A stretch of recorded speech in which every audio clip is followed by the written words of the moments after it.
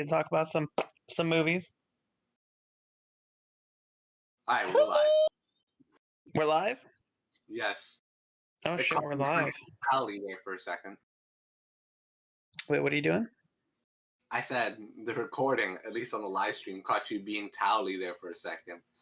Or, you know, and you finally became a man. Nah, well, I mean, that's impossible for me. Why? Because I still talk like a 14-year-old girl, so I don't know what's going on with that.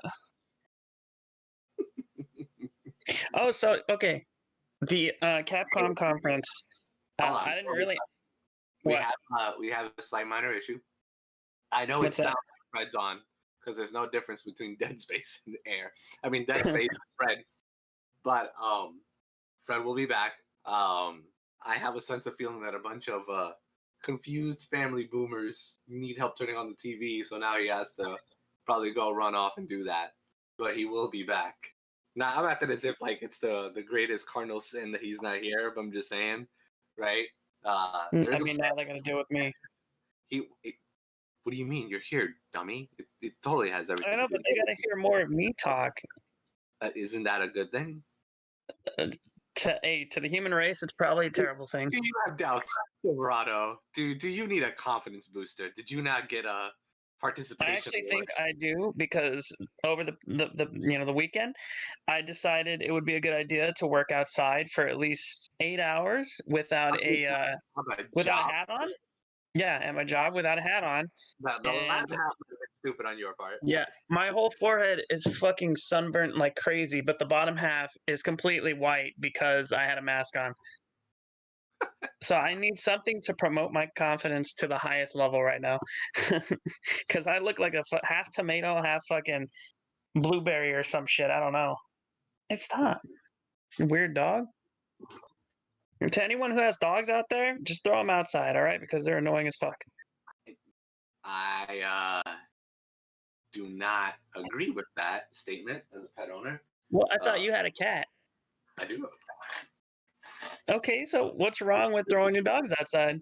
I have a nephew that's a dog. My brother has a dog. Hey, well, you know the easiest way to get rid of those dogs?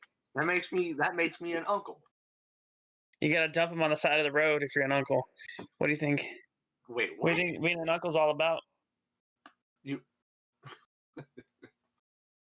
What do you think being an uncle is all about? Well, I mean, I suspect that you're a special type of uncle. I am special, and yes, thank you. Let me look at the chat. I forgot. I can't even chat. Somebody says, I don't know what you're saying. Furret animations? Sus? Us? I don't know. How do you look at the chat? In studio mode, it shows the chat on my end. You just go to my fucking channel. The video should be there. You should be able to see the chat. You mean your dead-ass channel where no reviews have been posted for years? Guilty as charged. It's the same thing with me too, though. But I don't think anyone really watched my reviews, except for my House of the Dead review, which actually topped out at 54,000 views. Did it? I did, but I deleted all my videos, so I have no proof of that. Why? I don't fucking know. It was just, Silverado, you fool. It was a stupid decision on my part. Should have kept them. It was history. I don't think you would have ever touched those numbers. Wait, does that mean that you deleted all the Left 4 Dead videos where I trolled the entire community? No, I think that was on the other channel that I had, wasn't it? Rise 26. 24. I remember you was it on there? Videos that blew up. And they mainly blew up at the height of Left 4 Dead 2, I think it was. Because I was so against it. I remember in the comment section, I was just taking down each fanboy one by one by one. This is the most perfect game. There's nothing wrong. Example. Bam, bam. It truly became a digital fucking zombie movie. I'm just on top of the car like Horde, just fucking shooting everybody because you're gonna have to work for your meal. I remember I would bring in lines from different movies while shit was happening. So I'd be it was like you, I'd be standing on the car and I'd be like, you gotta work for your meal, you sons of bitches. You know, I wish. Do you have GTA? I On, do. I have GTA 5 on the Xbox. no, on PSN. No, but I can get it. It, it makes me reminisce of the days where we used to do the chase. We can For, reenact that. I could actually purchase that game and we can do it again. They have it on yeah, sale right now. yeah, but we need Phoenix, Mexican, and Jiggy, and the rest. It don't matter. We can still do me and you, and then Fred We need more. We need more because the point of it is chaos. doesn't understand. Yeah, unmitigated chaos. We would make up games in GTA 4, and one of them we called it the chase. And so the premise was somebody get chased, and everybody else chases them. The one getting chased gets a head start to go pick their car, whatever vehicle they want, right? You can't use guns as the person running. No guns. Only keep moving. You could swap out as many vehicles as you want, and you could use the vehicles, however, in whatever manner you want, offensively. But you cannot use a gun or a rocket launcher. No weapons whatsoever. Just keep on running. And boy, let me tell you something. I was a fucking master at that. You were not. You were shit at that. I was amazing. Could not get caught once I got my favorite car, their version of a Ferrari. I used to call it an MJ. I would not be caught. It was you're gonna have to work. You're gonna have to show me if you want to catch me. And the one most determined to catch me was Austin Silverado. Because I would do some stupid shit like crash a helicopter into you. I didn't care if I died or not. So the hilarious thing, the one who put the most effort to catch people was Silverado, and then the one with the lowest catch rate is also Silverado. That's pretty fucked up. Actually, there was another rule to the game, and it was if your car or your vehicle is destroyed, you can get 2 other vehicles, but you only have an option of 3 vehicles. So once your first vehicle is destroyed, everyone pauses and you're able to get another vehicle. And once you get in that vehicle, the chase starts again. And then you have one more chance after that. What the fuck? Was this something that you, Fred, and the other guys did? Or that was in GTA 4. That's how I remember playing. And maybe you weren't online at the time, but yeah, that's how we would play it. I don't know. It was kind of a like a little thing just to keep it going, you know, because sometimes people would just get taken out way too fast. You mean like you? Yeah, I would fucking crash into a building and blow up for some reason. Who knew driving into a gas station pump would actually kill myself? My favorite was this one time where I'm driving up something that could be the equivalent of the Hollywood Hills, right? So I'm this man. I don't know where Silverado necessarily got the idea or the time to do this. I guess I was too busy ducking fucking machine gun. Oh, okay, this is what happened. This asshole gets a helicopter, chase me, right? Or what were they called? Raptors? I think they were called the Annihilators. Those Annihilator helicopters. The ones with the rapid fire machine guns. Yeah, the Annihilators. The Annihilators. Okay, sorry, I'm confusing another vehicle. And he chased me all through Los Santos with it. But I would just go through. What happened was I went through a tunnel thinking that I was like, oh, he's not done. He'll never fit. He'll never chase me, right? And the idiot diehard way just fucking went right through. And of course he wasn't gonna make it, and the thing blew up and he died, right? But I had to leave because there was a traffic jam, so the whole thing just exploded. So as I'm driving all literally around the map to avoid everybody, this man takes a bunch of, I don't know where he found fire trucks, right? And just and cars, and then put a bunch of sticky bombs on all of them. Like from the Hollywood Hills all the way down to the pier. Then, was it a fire truck or a bus? I remember it was a big vehicle.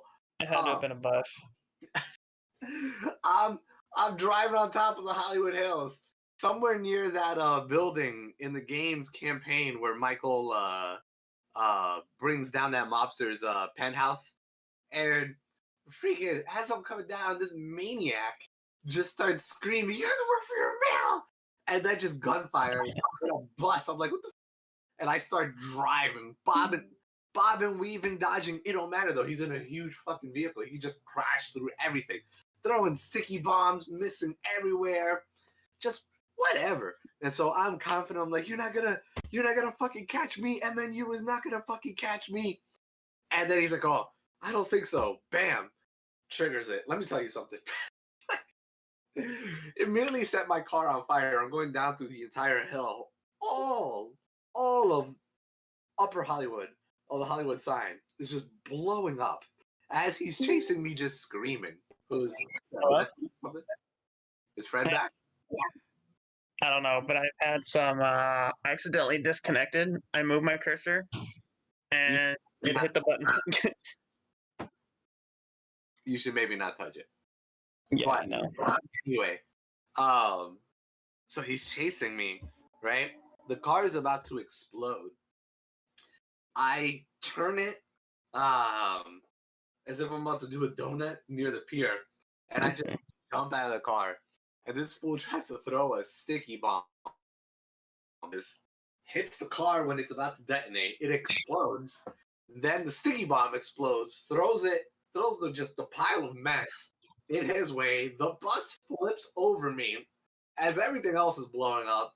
And then he falls in the water in a fiery grave. And I missed on purpose, by the way. Okay. Uh-huh. You know, it was all part of the master plan. I gotta say though, I mean, I've tried playing that game recently, GTA 5 on the Xbox, but every time I join a match, it's like you're playing with 5-year-olds every fucking time. Oh, really? Yeah, and I think the worst part about it is they've added so much stuff to the game that I think the file size is so massive. I think they've added way too much, and there's too much shit going on because every time I play that game, it runs at like 25 frames per second, and I'm playing it on the Series X. I don't. You think it's that bad? I think so, yeah. I mean, it's probably a lot more fun if you get into a private match and just play with your friends and just actually have fun that way. But when you're playing online with other people, it's literally the most cancerous thing. I don't see to misfits like us. You got to tell me. You got to define what a cancerous situation is playing. Oh, you want to know? Because I got a perfect one. If free kid coming up to you and screaming ice with a rocket launcher and the physics turns up really weird, and shooting you with a rocket launcher over an actual building, it's not offensive enough, right? Then I don't know what is. So like what do you consider like to be like abusive behavior over here? Okay, number one, I guess in the game they've added motorcycles that can fly and they have missile launchers on them, which is absolutely stupid to begin with. Like, why would you even add that? Wait, you're so full of shit. You're so full of shit. Because if Saints Row did it, you would have been jerking off that game. Yeah, but see, here's the difference though between Saints Row. When I join a game in Saints Row, problem, you're a hipster about it. Yeah, but when I join a game in Saints Row, I don't get a fucking like immediately like instant killed by a fucking guy flying a motorcycle playing some stupid pop song from like 2003, blowing me up and then not letting me have fun at all. I had a guy chase me down. Okay, I was just minding my own business. Guy comes around the corner in a tank, blows me up, and then I respawn, and then some other guy flies a jet into me. So I'm like, what the fuck's going on? Like, I don't even know what's going on anymore. Oh, I'd like to say for those watching or hearing the recording later on, we'll be covering stuff like the Capcom conference. We'll talk about Godzilla and Mortal Kombat and all that shit, especially when Fred gets back, because I know that's what they want to hear primarily. Ooh, that's what I want to talk about primarily. I can't wait. So, hey, one of those movies was mediocre, and then one of those movies really fucking sucked. So, well, I guess my viewpoint here, I'm just gonna give you a little preview. I'm not gonna actually talk about it whatsoever. I'm just gonna say one of them to me was good. What? No pre. Okay, no. Oh, he's back. Look, he's back. Speak of the devil, and he shall return. Sorry, just whatever. When did you guys start? Well, I started the stream already because it doesn't matter. A little, but I haven't started the recording. So I might still get interrupted like every now and then, but it won't matter. I'm always in the background, right? Of these. Yeah. What? Wait, always in the background. You're a main character though, Fred. I opened I'm like the recording by Stewie saying in that there was season no 1. difference between Dead Space and Fred, but not Yeah, the game. exactly. So it's So you like, said Fred. so it won't be no difference. Yeah, okay. Let's go. Okay, hold on. Just stay quiet so I could to do the actual recording. Y'all good? Mm-hmm. All right, cool. Hey, my name is Spidey, and haven't chosen a name for this yet, but we're back for our weekly stream. Fred, Silverado, gentlemen, how are you doing? Salutations. It's pretty good actually. You're a fancy person. You didn't give it a name, but you put shooting the shit. I mean, Yeah, no, I saw that too, and I was like, what the fuck? We're doing, right? All right. I'm having trouble coming up with an accurate, cool name. Brain aneurysm. Call it that. You know, hey, Brain I second aneurysm. that. What? No, that's stupid. And like, I stupid. think it's beautiful. No, that is just, no. Do better. How about Taco is the best dog in the world? Cat I don't dog. own a dog. Isn't he shooting the I shit will- like a Kevin Smith thing or whatever? Wait, what? I think so. I think it is his podcast. Shooting the shit? Oh no, it's not the name of his podcast, but Yeah, it's like I one of could've his video sworn titles. I could have sworn I heard him say that name before. That's why I thought Kevin Shooting the Smith. shit? Yeah, I mean, that's just an expression. I know, but I thought he named I didn't one of know those you- things. I didn't know you were sucking off Kevin Smith that much, Spidey. First of all, sir, I I've think you been like sucking him, but off damn. I've been sucking off Kevin Smith since Clerks, sir. So you need to get with it. Stop living under that rock. You know, I Yeah, don't know 20 what years you're too doing late. this morning, but it must be nothing. But you gotta, stay with it, sir. Me staying up with the times is like me being a man. What are you gonna? Well, nowadays that's an optional thing. So you might not actually. I'm a dinosaur. Let's just say I'm a fucking T-Rex. I'm the T-Rex from Jurassic Park. I mean, that's a female, isn't it? It is. I think so, but Shit, so am I like binary or whatever they call it? I'm something. Okay, first of all, number one, it's the coolest character in the series. Okay, so even though it's a female, I don't think you should be the T-Rex from Jurassic Park. It's just too cool. You should be like the Dilophosaurus. Did it have a cool scene? Yeah, it's the one that kills Newman. Oh, that's that little fucking spinner one. Yes, I agree. I Oh, second. fuck no. No. Can I just be, you know what, I'll be Newman. How about that? I'll just be that fucking fat guy with the glasses. No, because he's popular and he has money. So we gotta you are the thing that kills him.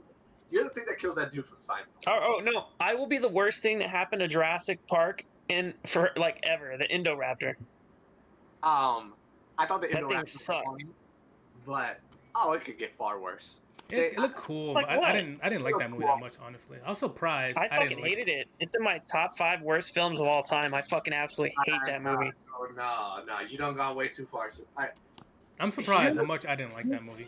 here's I what was my going to old like man, it.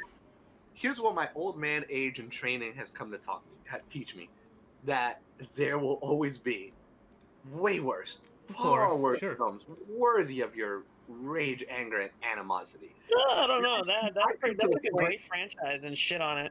It's you say great franchise, but there's only like 2 great questionable movies in that series. I mean, I don't know.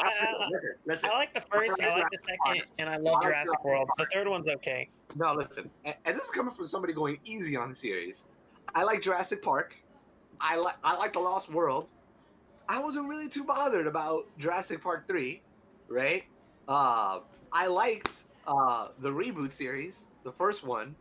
I thought the second one wasn't as good. What is it, Fallen Kingdom? I thought it was like, yeah. And then we'll see. Fucking horrible. But it wasn't like horrible, right? It wasn't. I saved that label for like bad, for like shit we're gonna talk about today, or like people like Ty West. Like they're just. I hate Ty West. He's so pretentious. There's somebody worth actually getting angry about, right? All right, you're right. It was Like, disappointing.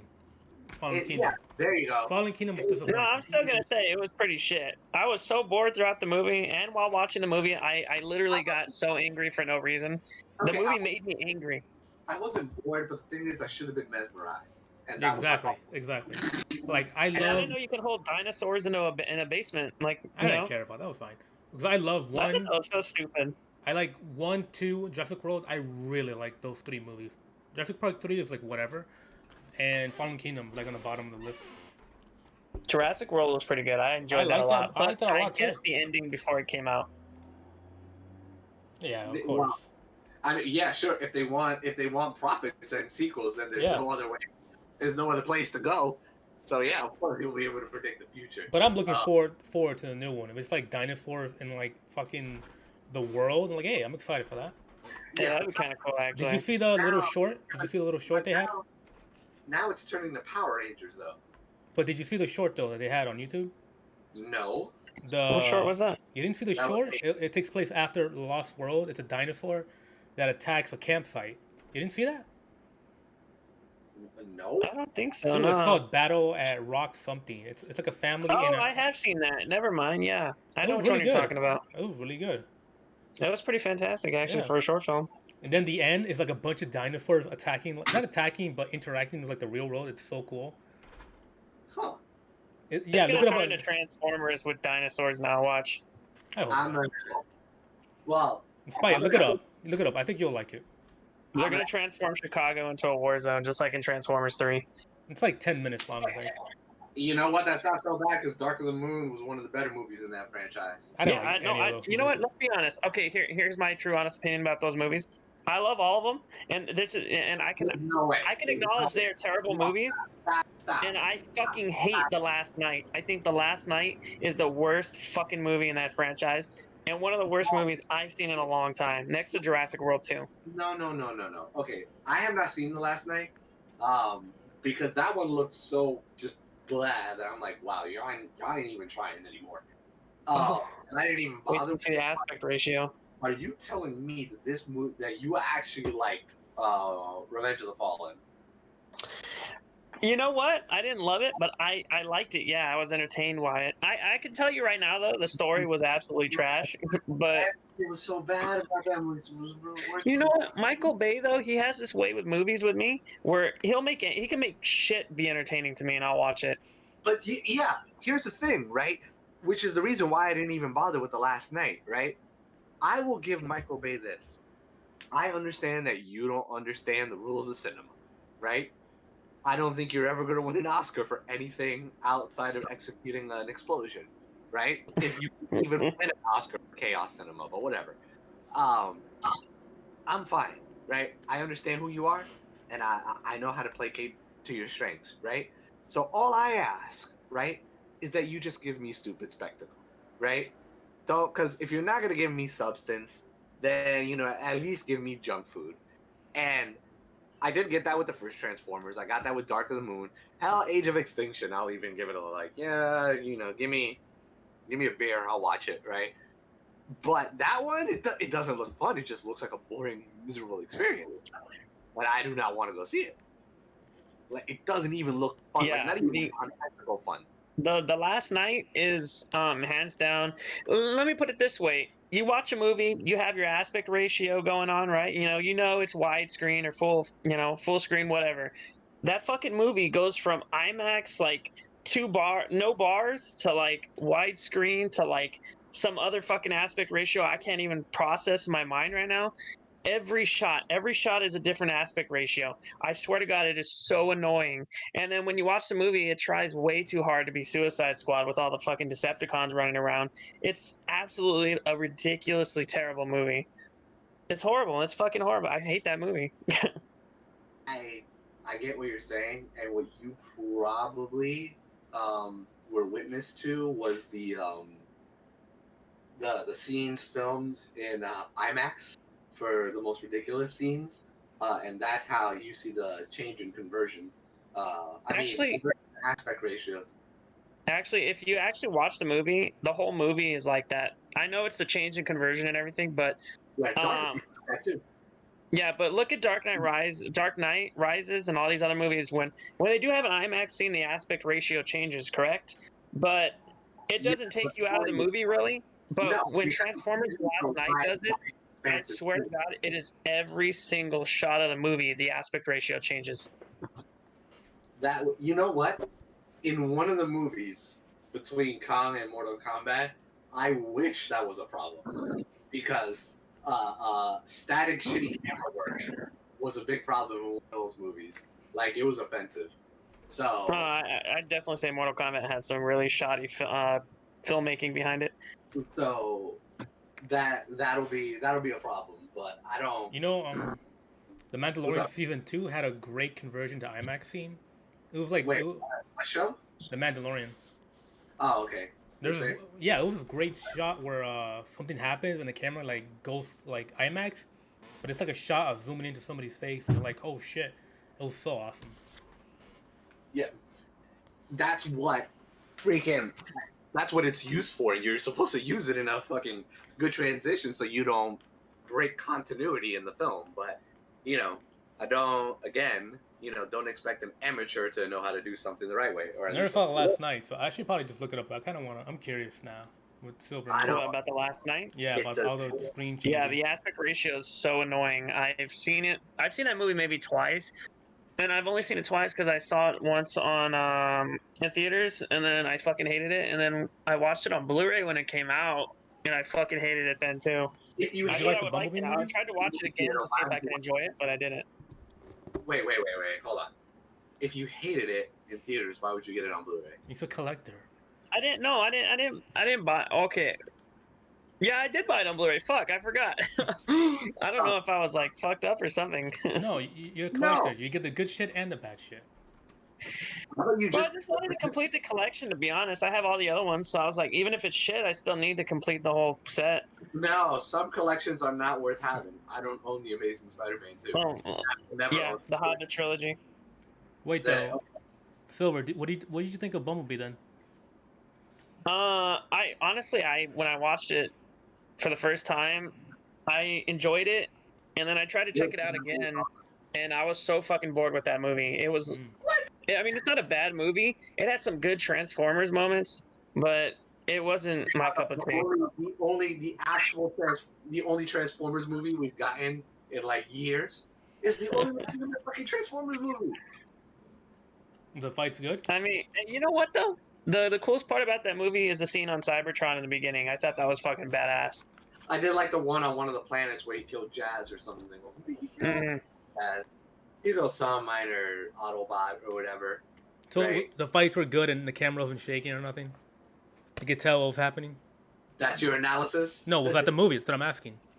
Oh, you've never seen Bumblebee? Nope, never saw it. How, why? Not a big Transformers fan. I'm a It's Beast Wars alright, fan. but I was bored with it. But you've seen the Bay ones? I've seen like 2 or 3 of them only. Maybe 1. I've seen 2 at least. Okay, I advise it, right? So it's basically kind of like if Stand By Me met with Transformers. I know it's in the 80s, right? So like I like coming of age type stories like that. So that was already a plus for me. I like Haley Atwell. Or not Haley Atwell. Yeah, I know what you Steinfeld. mean. She's really good. What's her name? Steinfeld? Girl Hawkeye. Steinfeld. Yeah. Kate Bishop apparently or something. Yeah. So I like her. Casting was great. Cinematography is sleek. The Transformers, Look they're like Transformers. more retro-designed, so they look way better instead of like a gargled mess. Like the Decepticons, you can tell what's moving and whatnot. You can see hands and feet. They're not overcomplicated like all the fucking. Could you tell me what the hell? Any Decepticon outside of Megatron, and even then, that doesn't really count. Could you tell what's what half the time? No. In this movie, you can. Like, it makes sense. The mechanics, no pun intended. Scored, pacing, writing. It's a great movie, and it stays faithful to Transformers. And instead of putting like a giant clusterfuck, they focus in on like 4 characters, 3 really. Optimus is in it, but like it's basically like the 2 Decepticons and Bumblebee. But it's the best Transformers movie that's come out in live action. Go see it. Are you sure Revenge of the Fallen seemed pretty amazing? Fuck you, Silverados. Yeah. I mean, you probably have that shit on 4K. You probably have all the posters in your room. What, of Bumblebee? No, of Transformers 2. No, actually, I don't even have any more room on my wall.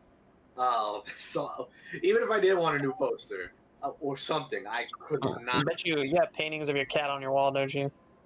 I have a photo. I have a professional photograph. There's one that I have. God. That's what my girlfriend does. She puts pictures of our dog on the wall, and I'm like, why are you doing that? I don't want to see his ugly fucking face when I wake up in the morning. Well, you see, it's different when your pet is cute.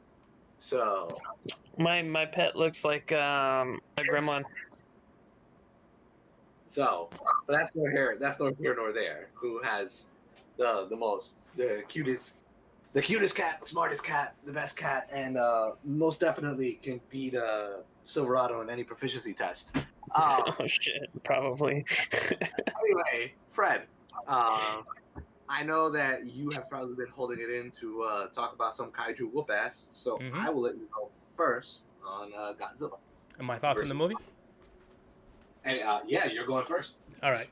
Basically, I'm not as excited about it as you are. Apparently not, because I really did enjoy this movie. I thought this movie was like no fat, exactly. It goes in with what you want. It's like the only problem is it's a little too short because when they were making this movie, it was made during when King of Monsters came out, and of course there's like the huge complaint about the humans, so they're like, "F it, cut that out, cut the fat out." So this movie is just straightforward, and I don't know, I just really liked the movie like that. The monster things were awesome. Everything was clear. Everything was great. A lot of good shots of Kong. This is pretty much a Kong-centric movie where he is the main character, and everything else is built toward. Everything's building up to like Kong and Godzilla. Like they're there for them, right? And I think that's how the human character should work. It's about like supporting the monsters, and that's what it does. What about you? I do have more, but I kind of want to bounce off and see what you have to say. Okay. Let Big Daddy Spidey go next. Oh shit, Big Daddy Spidey. Haven't seen him in 20 years, but here he is. It's gonna go up.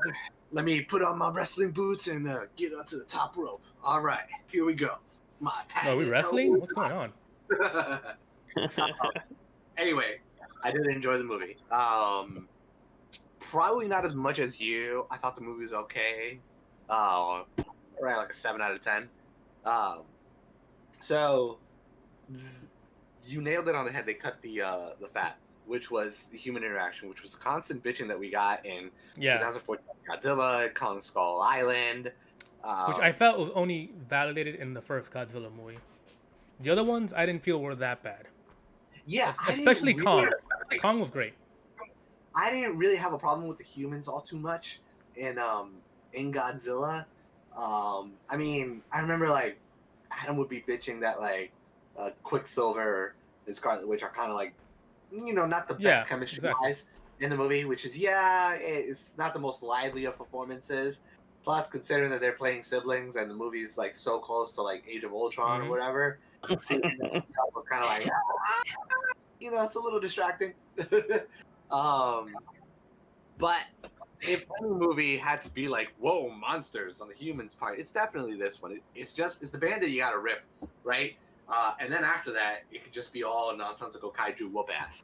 It just wouldn't make any sense. Exactly. If, like, you know, just bam, they appear and everybody's just fucking all cool with it, like Power Rangers or whatever.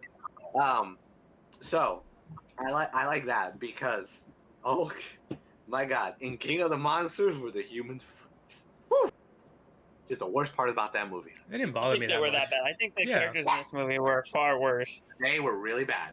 Wait, hold on one second. I heard the dog bark, and I thought it was you, Spidey, going, what? Like, really loud. No.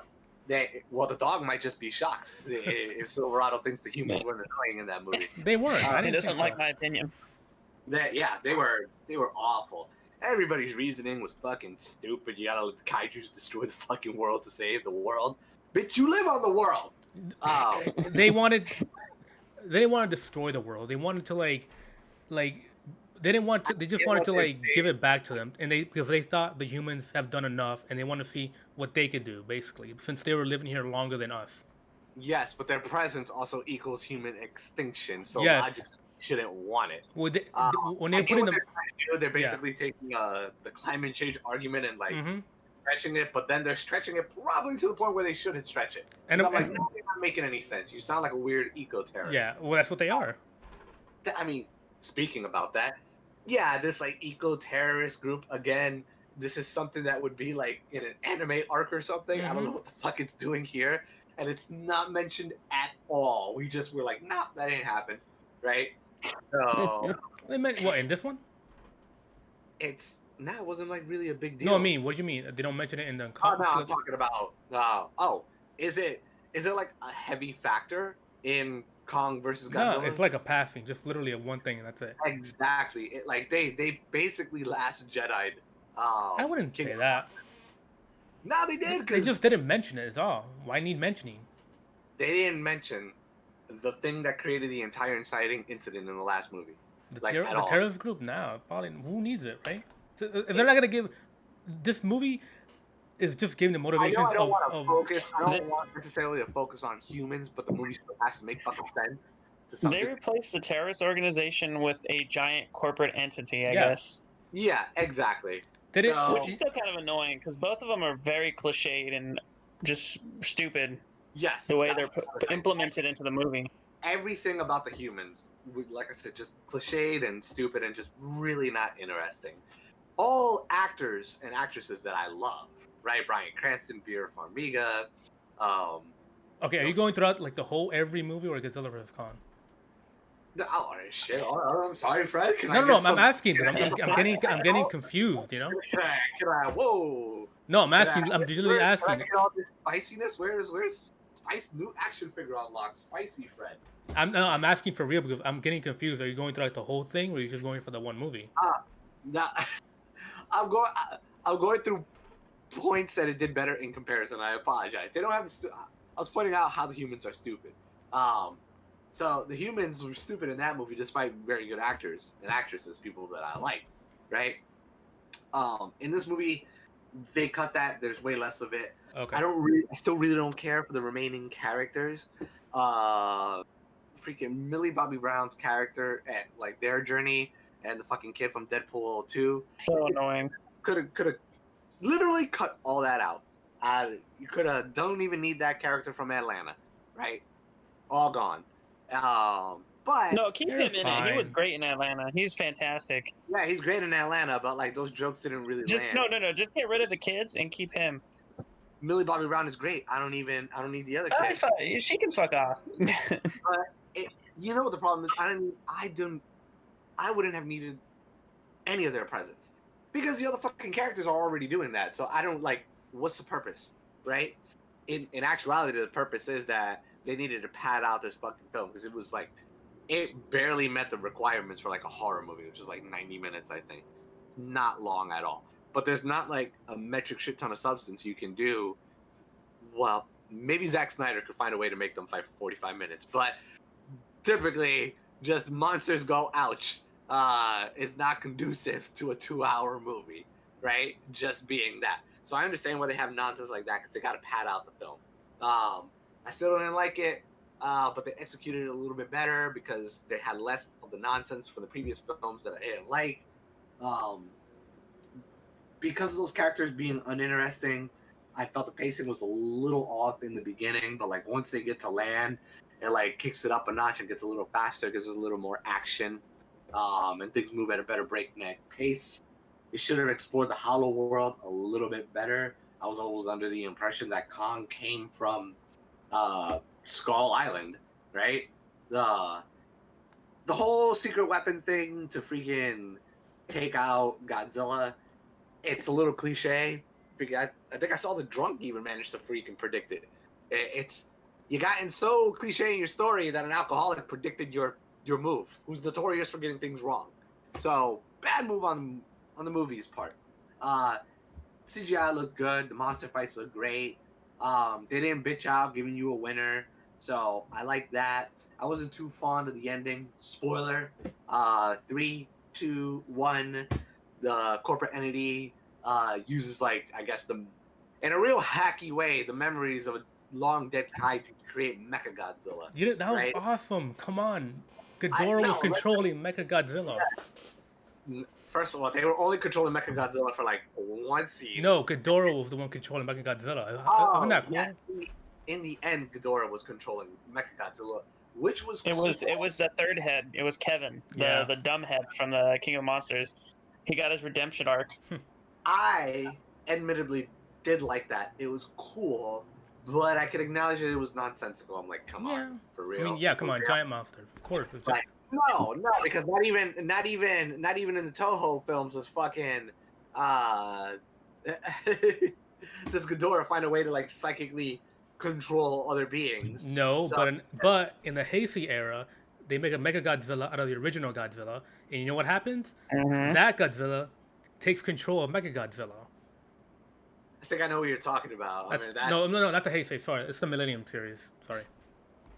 This one felt more Pacific Rim Uprising-esque in terms of the monster battles and the whole stupid thing with him piloting Mechagodzilla. I agree. I have a lot to say about this movie, like a ton. I'm fucking ready. Right. So the Mechagodzilla scene is, it was cool, a little silly, but I enjoyed it, popcorn fun or whatever. Some people try to say like, oh, it's dumb, fucking Godzilla can't take on a robot version of himself. He's the king of the monsters. I'm like, well, yes, but this thing is literally designed to terminate Mutos, right? Or like, ancient monsters, which is what it is. And what the fuck was that thing made of, though? What kind of metal? Did they go to Black Panther's Wakanda and shit and grab some of that? That maybe, but the point is, right? The Mutos almost killed Godzilla in the first movie, and Godzilla easily killed a Muto, which means that he's perfectly capable of killing Godzilla or Kong. So it makes all the sense in the world that it's built to do it, right? Plus, in King of the Monsters, they basically put him out of commission with an oxygen bomb. So a lesser technology in comparison, even though it's not like real technology, but still, y'all know what I mean. So it's a silly time, man. It'd be better. Yeah, they could have pasted a little bit better, right? But outside of that, cut stupid characters, dialogue, right? Refocus things in a different manner. How you want to go about that, I don't know. That would require a team of writers to rewrite the fucking film. But a mediocre time. I would watch the fight scenes again, but I have no desire to like go back and sit through the whole movie. Wait, hold on. Here's the thing. The movie, I feel like it's like a point A to point B movie, right? Of the humans. They don't give them much. They just give them the slightest motivation. Okay, this is why I want to do this. This is why I want to do this. And the human time is literally like, it's like when it gets a little too much, they cut to monster stuff. So for me, I feel it's paced pretty well since the movie is already cut down. It's already going really fast.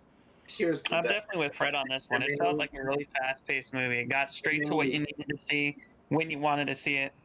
And I know they're not the deepest characters. It's literally, I want to try the Hollow Earth because my brother died, and I want to go in.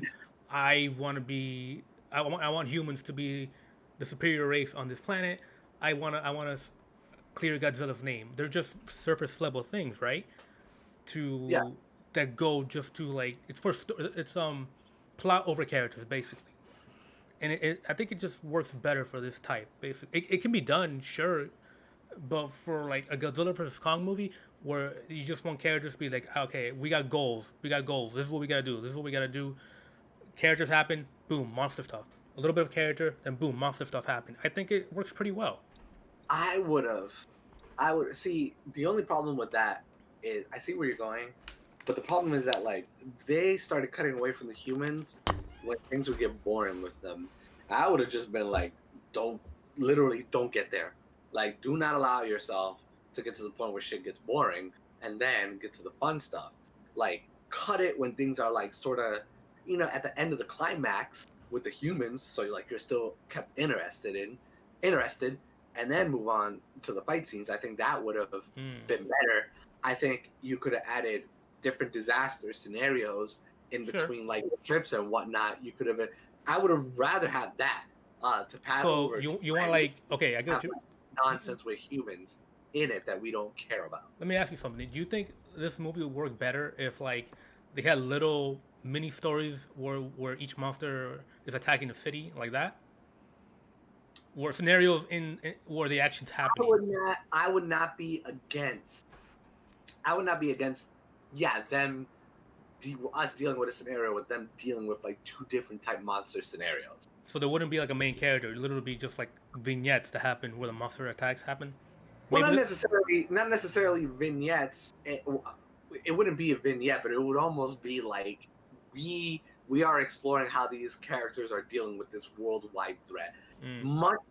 Okay, I think the movie would be structured would be made better to be structured in the same manner that World War Z, the book, is structured in. Yeah. Where there's no main character, there are main elements. So in this movie, our main elements are Kong and Godzilla. I got you. Right? Or let's just say the Titans, right? And then in World War Z, our focus is basically on how the Solus virus affects the world. And then we see that effect and how people interact with it, cause and effect wise, from different perspectives. That would be interesting. That way, we deal with immediate characters who are important to the story and relate to the plot instead of like irrelevant characters that like pad out time.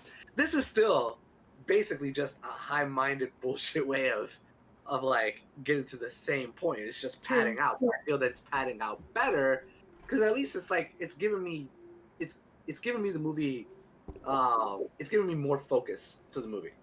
I guess it just didn't bother me as much as you did. I guess I thought they're serviceable. They did what they were there. They did what they were supposed to do. It's like I said, you remove the dude from Atlanta and Millie Bobby Brown and the fat kid, and there would have been no change to the movie whatsoever. True. Yeah, their whole storyline was kind of just like there just to be there. It had no relevance. They were there to like uncover Mechagodzilla, basically. Theirs was like the Scooby-Doo storyline. Yeah. Like they were like literally falling into like different plot points in the movie. It's like, okay, it's not easy to get to Mechagodzilla's lair. Yeah, you could have cut that off, right? And literally just had the initial team discover Mechagodzilla. Because they're going to be there anyway. True, but it would have been like, I know what you mean, but I didn't mind. That's a good point.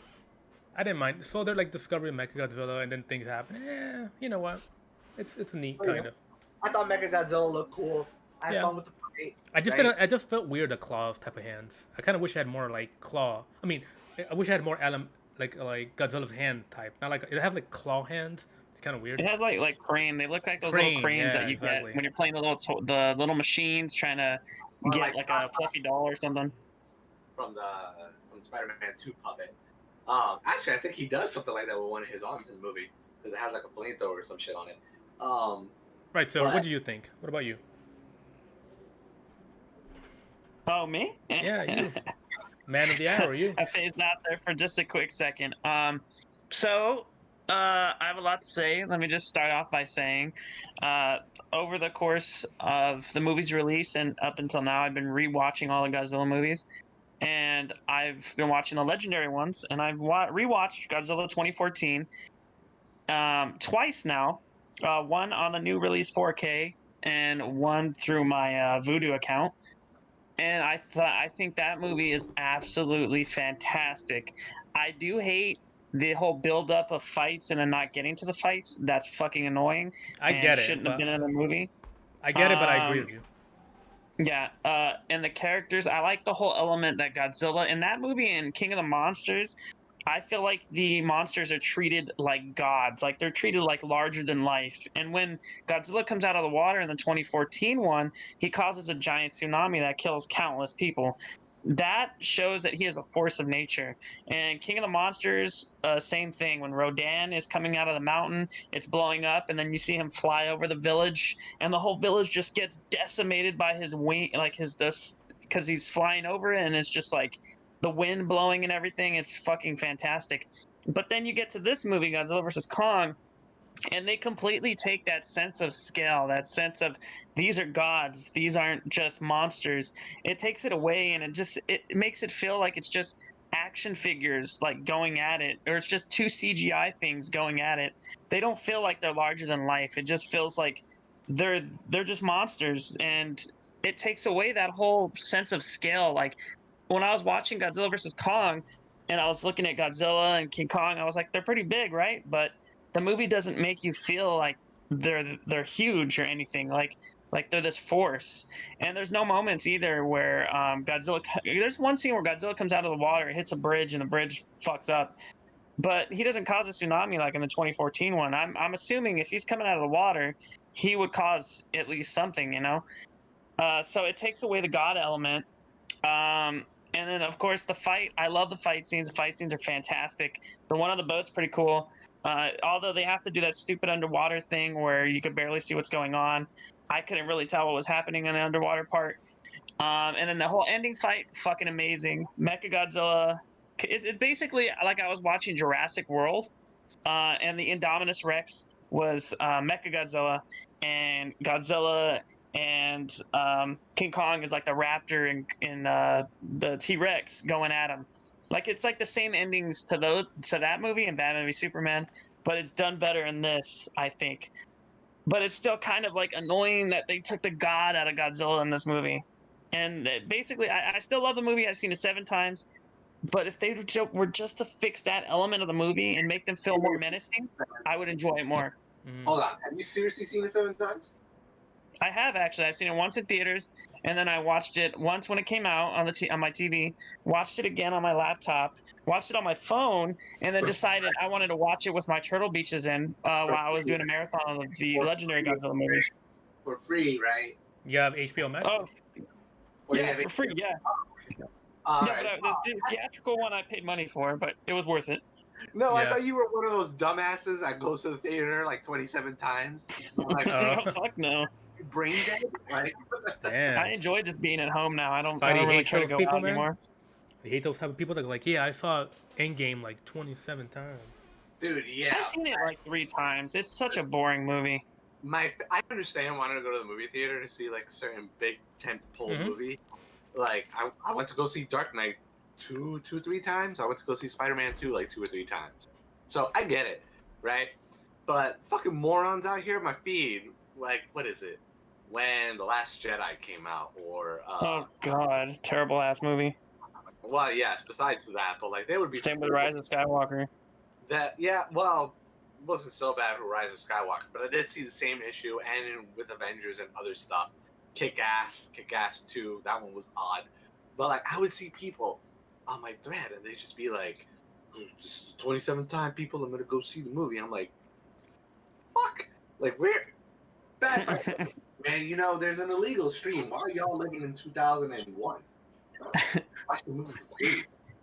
Fools. Anyway, any other coverage you want to do on Godzilla, good sir?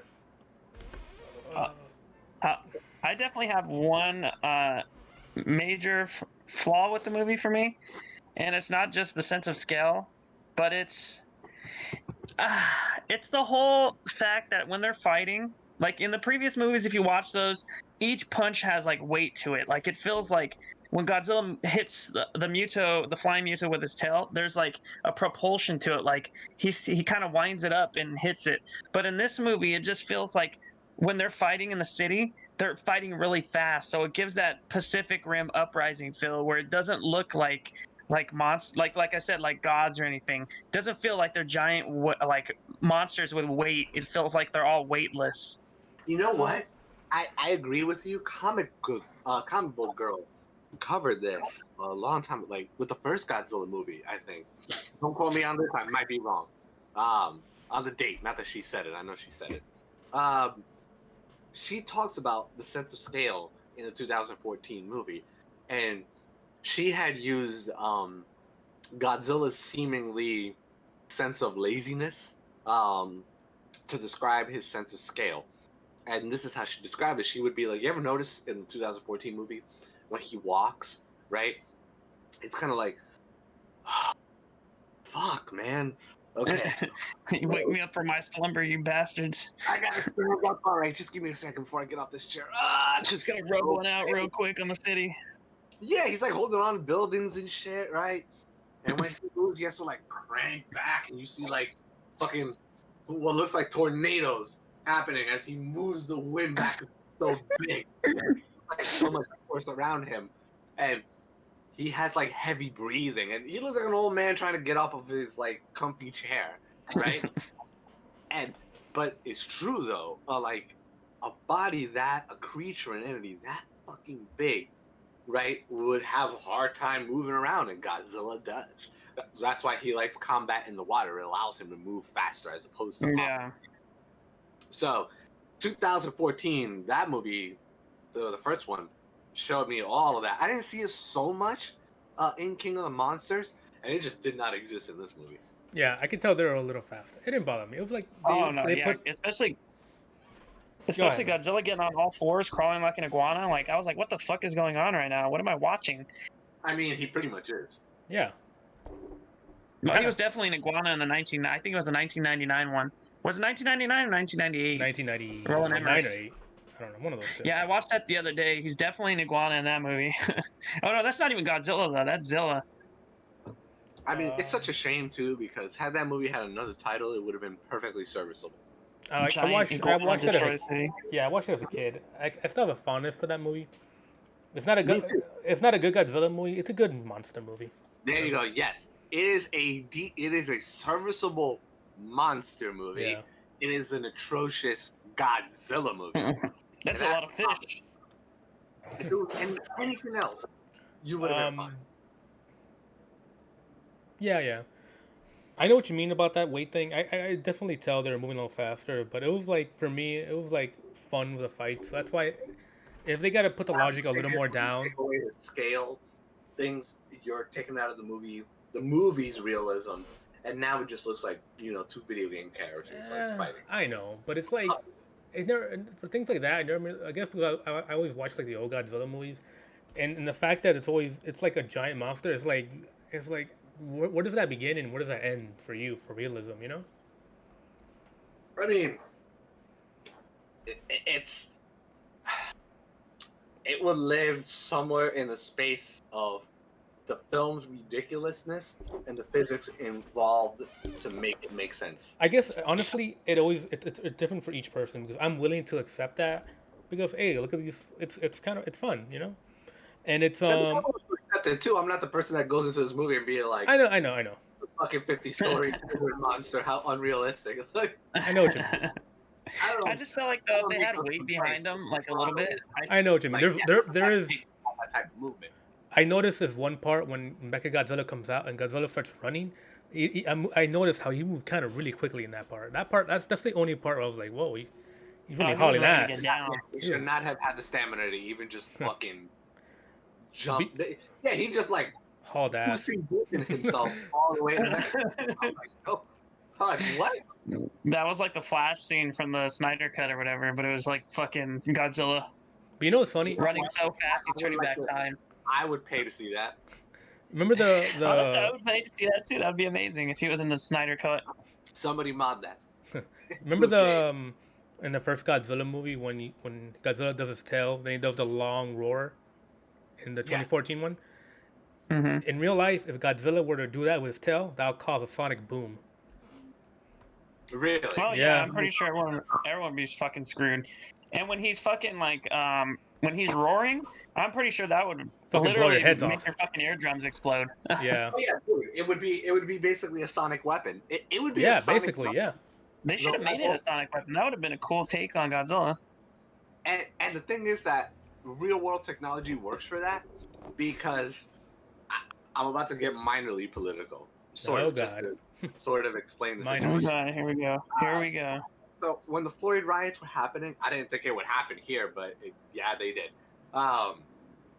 So I, at the time, had to like leave work from downtown area, and that's where they were protesting. And I had just bought my new car, and I was like, oh, fuck no. I didn't take it seriously until I was going home one day, and I saw a bunch of BLM, Black Lives Matter protesters with guns. And, you want to walk around with a gun, I don't care, do what you want to do, right? But I was just like, y'all are going to confront other lunatics with guns, and my car is in the way, and I ain't trying to be all that, right? It was like GTA in real life.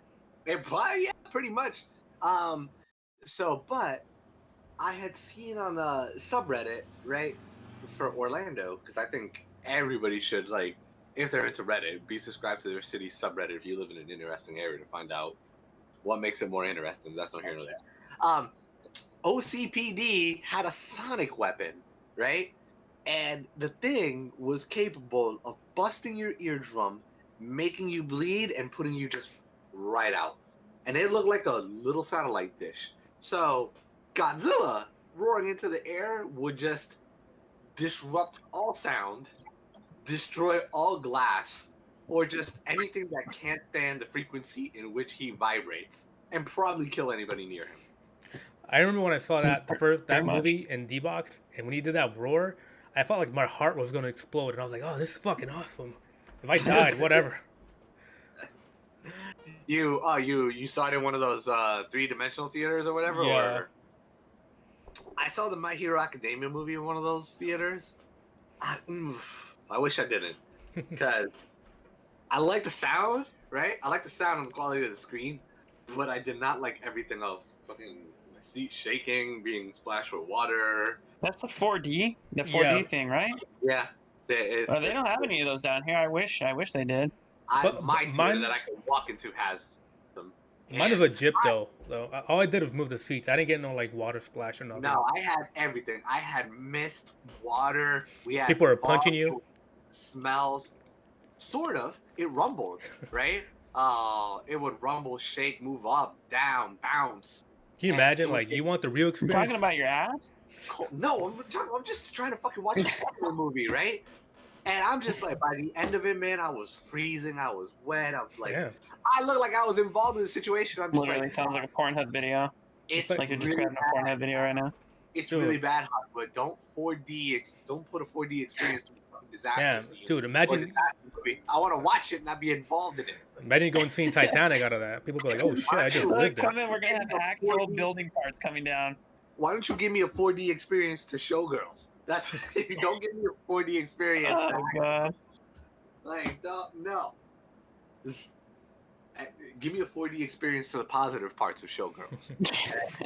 There are no positives to that movie. Nobody's watching it for the plot. All right, I'm done ripping off fucking Godzilla. I'll say Oh. Godzilla for me. Godzilla versus Kong. Solid 7 out of 10 for me. I could rewatch it over and over again. You know, the human too. interactions don't bother me as much as they bother you. The monster fights are fucking awesome. The whole ending was fucking cool, but it is nowhere near as good as the previous two films, especially the 2014 one. And hopefully they fix that if they come out with another film. And I hope it's more Godzilla than it is fucking King Kong. But that's my view. I don't think we'll get one like that. I think this is probably it. I don't think agree so. with you. It made a lot of I want money. Destroyer. They better bring fucking Destroyer or make Shin Godzilla 2. Toho better make Shin Godzilla 2 so I can see that. Because I No, fucking love Toho- Shin Godzilla. Toho will make that. Don't Yeah. worry about that. Like That's gonna be fantastic, too. So I think that this is probably the end for them, even despite the money that it made. Because who else? It also 7 out of 10. So solid movie. Like who else is he gonna fight? I mean, because Dude, there's he's a got lot of all these monsters, different yeah. kaijus. He's got, you got Destroyer definitely. Mhm. You know, Biollante, they can bring in Biollante. I think I would love to see that. Destroyer, all Biollante, of all of those them. are like subservient to freaking King Ghidorah. So like, Well, once you do King Ghidorah, it's like, all right, you No, did the top. well, Destroyer is actually the one that killed Godzilla himself. In Godzilla versus Destroyer, yeah. The humans killed Godzilla. he was so powerful, No. he fucking killed Godzilla. The humans have killed Godzilla. That don't Yeah, mean I nothing. know. Look, they Yeah, can make but another Destroyer one. is like one of the most powerful villains in the universe. If it was him and King Ghidorah going at it, I'm pretty sure Destroyer would fuck Ghidorah up. And I'm a maybe, huge but we Ghidorah don't know- fan. Maybe, but we don't know what the outcome will be because it's never happened. And I don't really consider killing Godzilla a fucking achievement. Godzilla's died mostly by the hands of humans. He's died like I 3 mean, times. Relax. Humans But if it was Shin killed him. Godzilla, I'm pretty sure Shin Godzilla would just fucking demolish anything. No, Well, he that's a didn't. whole different thing. That No, movie no, is no, no, no. unnerving. Dude, for Shin Godzilla, all you gotta do is feed it something, and it'll fucking kill over. I know in that movie they have you guys seen Shin Godzilla? Of course, yeah. Yeah. I've seen in both the English dub and the of course subtitle version, which was better.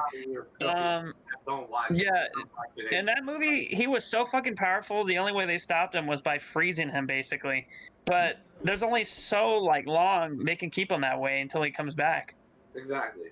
Right. But I mean, they could choose lesser monsters, but it might seem like a cop out right after you do like the main antagonist. I don't think so. They could do some world-ending shit in the next one. They don't even have to be world ending. They could just be threats, giant threats that Godzilla has to take out.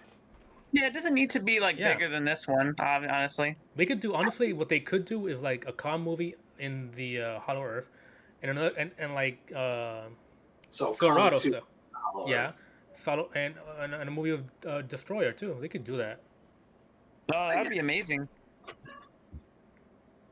You could, and then I mean, you could do those two movies, and then you could do a like Destroy All Monsters. Sure, they could do that. Like, oh, I fucking love that. And then you could have like Godzilla and Kong versus Destroyer and King Ghidorah. I would go for a fucking just like an all-out Royal Rumble. I would fucking shit my pants. Oh my god! You know what? You can always bring in Civil War kaiju. Sure. Hell yeah. You're gonna have some terrorist organization though. Watch behind everything at the end. Sure, of course. Somebody's got to. Somebody has to build. They're gonna be. Somebody has to build Mecha King Ghidorah. No, they're gonna be over here showing Godzilla and them the destruction they cause, and Godzilla's just gonna be sitting there at the table, and they're gonna be telling them to sign the accords. Probably. Fred. She's like, it wasn't me. What up? Don't with Godzilla. Fred. Okay, did you play the Resident Evil 8 demo? Yeah, I didn't get a chance to play it. I did. I wish I did. I even streamed it. What? Tell us all about it. It was pretty good. Basically, it's Resident Evil 7 mixed with Resident Evil 4. That's exactly what it is. That sounds brilliant. And hey, it looks. I played. It was 30 minutes. It was like. I thought it was supposed to get out. No, it's 30 minutes for the outside, and there's gonna be another 30 minutes inside the castle. Basically, imagine you're fighting. Imagine Resident Evil 7 in the Universal monster setting, because you're like fighting werewolves and shit. That's fucking cool. They're vampires. Yeah, they're vampires and werewolves. Vampire lady chase you? Huh? This tall vamp. I can't pronounce her name. Yeah, I know. No, I was on the outside. She's like one part that the internet latched onto, so Capcom's like, "Oh shit, prop her up more now." I mean, I feel like she's just gonna be the secondary character in the game. Basically, she's like she's the new Mr. X nemesis that she follows you around. Yeah, it's like the Baker family, kind of. The Baker, yeah. There's no. I mean, yeah, but all of the Baker family followed you. She's one of those bosses that just follow you around. Yeah, but I think she's the only one that does. No, there's 4 families in this game. She's one of the families. Oh, and she chases you. Okay. Yeah. I did not know that. Like there's a guy with a big giant axe. You saw in the trailer? Yeah, he's one of the head of the families, and there's 4 of them. Yeah, he's supposed to be the brother to Tall Vampire Lady, right? And there's 2 more. I don't know who the 2 other ones are. So do you think that Tall Vampire Lady is the end game boss? Or you think no, there's another one called. They all answer to somebody called Mother Miranda. Yeah, I seen conversations of what's her face talking to somebody called Mother. Is Mother Miranda the old lady? No, she's like, well, it could be, who knows? But she's just that lady's supposedly like a person that follows the old ways or something. This village apparently is like completely cut off. They follow their own religion and shit, and supposedly Mother Miranda like provided for them. And suddenly when you come, she like turns on them or something like that. I don't know. But I want to know what fucking BOW turns them into vampires? It could be just an ancient. Yeah, that's what I'm thinking. Some ancient thing that just turns them into. This is basically just a virus. Nah, sir. It's not gonna be some evil. I'm telling you right now that they probably have a BOW. No, that's what I'm saying. It's just some virus that changes you into characteristics of a vampire or werewolf. That's it. It's still very strange though when you think about it, because we went from zombies to now all this mythological stuff. It's still kind of cool though. I like it. I enjoy where they're going with Resident Evil 8. Resident Evil 7 was amazing. I fucking enjoy the Resident Evil 2 remake and Resident Evil 3 remake. Me too. Those were great. Yeah. Yeah, but Resident Evil 7, one of my favorite games. Fucking awesome. Played it like 3 times. Resident Evil 8, cannot fucking wait for Resident Evil 8. I think it comes out, May 8th? Around there? Around there, next month. I have 4 days off that week, and I'm going to be just playing that nonstop.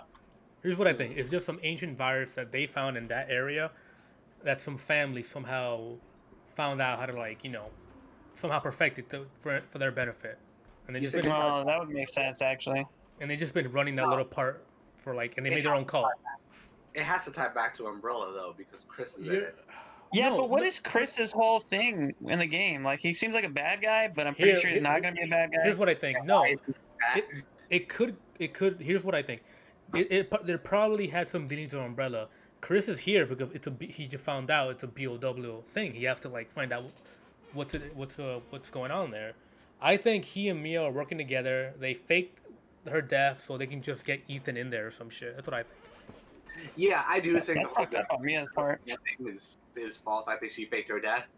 I want to know why Chris looks the way he looks Who? Chris? in this game, or at least in the previews. Dude, he looks nothing like how he looks in Resident Evil 7. That's just He them also going looks because nothing he looks more like Resident Evil 5 and 6. yeah. They just wanted to bring his look He back. looks, That's why. he looks really fat in this one. That's what I'm saying. Like, why did he get fat? No, I think they just brought his look back from 5 and 6 because people know him more from that. Because when people saw him in He doesn't 7, look like how he looks like in 5 and 6. he looks more than he looks more than that than 7. Because in 7 No, he looked yeah, Yeah, really I can agree different. with Fred on that. What you? Well, hold on. Y'all think that he looks like? Chris Okay, he looks like a Redfield fat from Resident version. Evil Yeah. 5. From part 5. No, looks- He looks like a fat version he from the looks Chris like from a part fat 5. version, and then he doesn't look like him. He from 5. no, he looks more-ish from 6 and 5 than he does from 7. Yeah, he looks nothing like him from 5. They should have just kept Really? his design from 7, though, I feel. I don't know why they had to change it like that. Because people Yeah, from because people 7 knew him. because people what? Because people recognized him. Because when people saw him, they changed it too much. I think that's why. You're supposed to be able to fucking recognize him. No, they didn't recognize him for part 7. I don't recognize him in this game either. They call him Chris, though, so I'm like, they call him Chris Redfield. Yeah, you I already know might. I don't know automatically how. know who he is. Because I to know me, it's he not looks what they like call him, from the Chris. older games. But had you not told me that, I wouldn't have known that. Was Really, he looks like him. Chris. No, he does. I don't know. I don't know, man. He looks like him to me. He doesn't look like Chris Redfield at all. I mean, I'll probably get the game at best. Oh yeah. I'll Okay. there for the play. No, I'm definitely getting it. See what the big deal is, right? Oh! I just remembered. Wait, guys. So, are you excited for the new Resident Evil movie? Which one? The new one, the live Oh, action. welcome to Raccoon City. Mm-hmm. Which hold on. They're Stupid name. so That's live alright, action that's one. the Hulu, right? Or is that the Netflix series? No, live Or action. the animated movie. This is the live action movie. Okay. Yeah. I'm stoked because I want a Resident Evil movie to follow fucking canon, right? Me too. And now after seeing Mortal Kombat, I'm a little worried because Paul W.S. Anderson officially sort of knows what he's doing. I never thought I'd live to see the day where I say that, but it's true. So I hope that a competent, hear this word, competent team is behind making this movie, and I hope that they took from the George Romero playbook before he started fucking up everything. Because from my knowledge, George Romero played the game, and then he just wrote the events of the game into a screenplay. That's it. Right? You know, you're right. What we got. But you know Very what? simple. I wish every single comic book movie would do this. Or Really? comic book TV show. Have you read I the will. script? What? Have you read the script? I've read pages. I actually did read it, the George A. Romero one. Yeah, you know, Yeah, he made I Chris read the a whole farmer, damn right? thing. It's It was basically the game. It was fantastic. No, That's- that's but what I'm Chris is not part of Star. He's just a random farm boy. I mean, that's I was annoying, okay with that. but at least he's in it, right? It's like, it is mainly pretty accurate. Yeah, Way more accurate than the goddamn, Yeah. than whatever Anderson did, which barely had anything to do with Resident Evil. I'm excited too, but I'm like confused because they have I'm- they have Chris, they have Leon. I'm like, is this part 1 and part 2 together at the same time? Are they happening at the same time? That's what they came out and said. mean, Yeah, they it's said that this was going to be both of them combined, Like how? which is Well, kind of annoying though. yeah. That's going to be too Yeah. much shit in one movie. Like, It isn't. No, it isn't. Here's my guess. Again, we're gonna go back to World War Z, the book. Because the events of the first 3 Resident Evils Are close basically together, have sure. the same time frame, Well, all right. 3 is a little bit separated from 1 and 2, but 1 and 2 happened at the same fucking time. No, 2 and 3 happened at the same time, around the same time. Right, 2 and 3, Part and then one, part one, I'll say months. I'll say like a couple of months. 1 and 2. 1 is separated from 2 of those games happened stupid close. But 1 and 2 take place between months. That's what I'm saying. It was 2 and 3 as well. 2 and 3 happened at the same time. 2 and 3 happened at the same time. 1 and 2. Okay, so at the same time that Leon is introduced to Raccoon City, part 3 is Jill happening. is facing Nemesis. But Chris, Yeah. Chris is the main character though in this new movie, and he's not in part 2 or 3. He's in part 1. So that's what I'm saying. Are they doing the mansion incident and the Raccoon City incident at the same time? Wait, there are going to be multiple movies that play. Wait, I don't. What do you mean parts? No, this one is supposed to follow the mansion incident, and they said they're going to implement stuff from Resident Evil 2 into this one.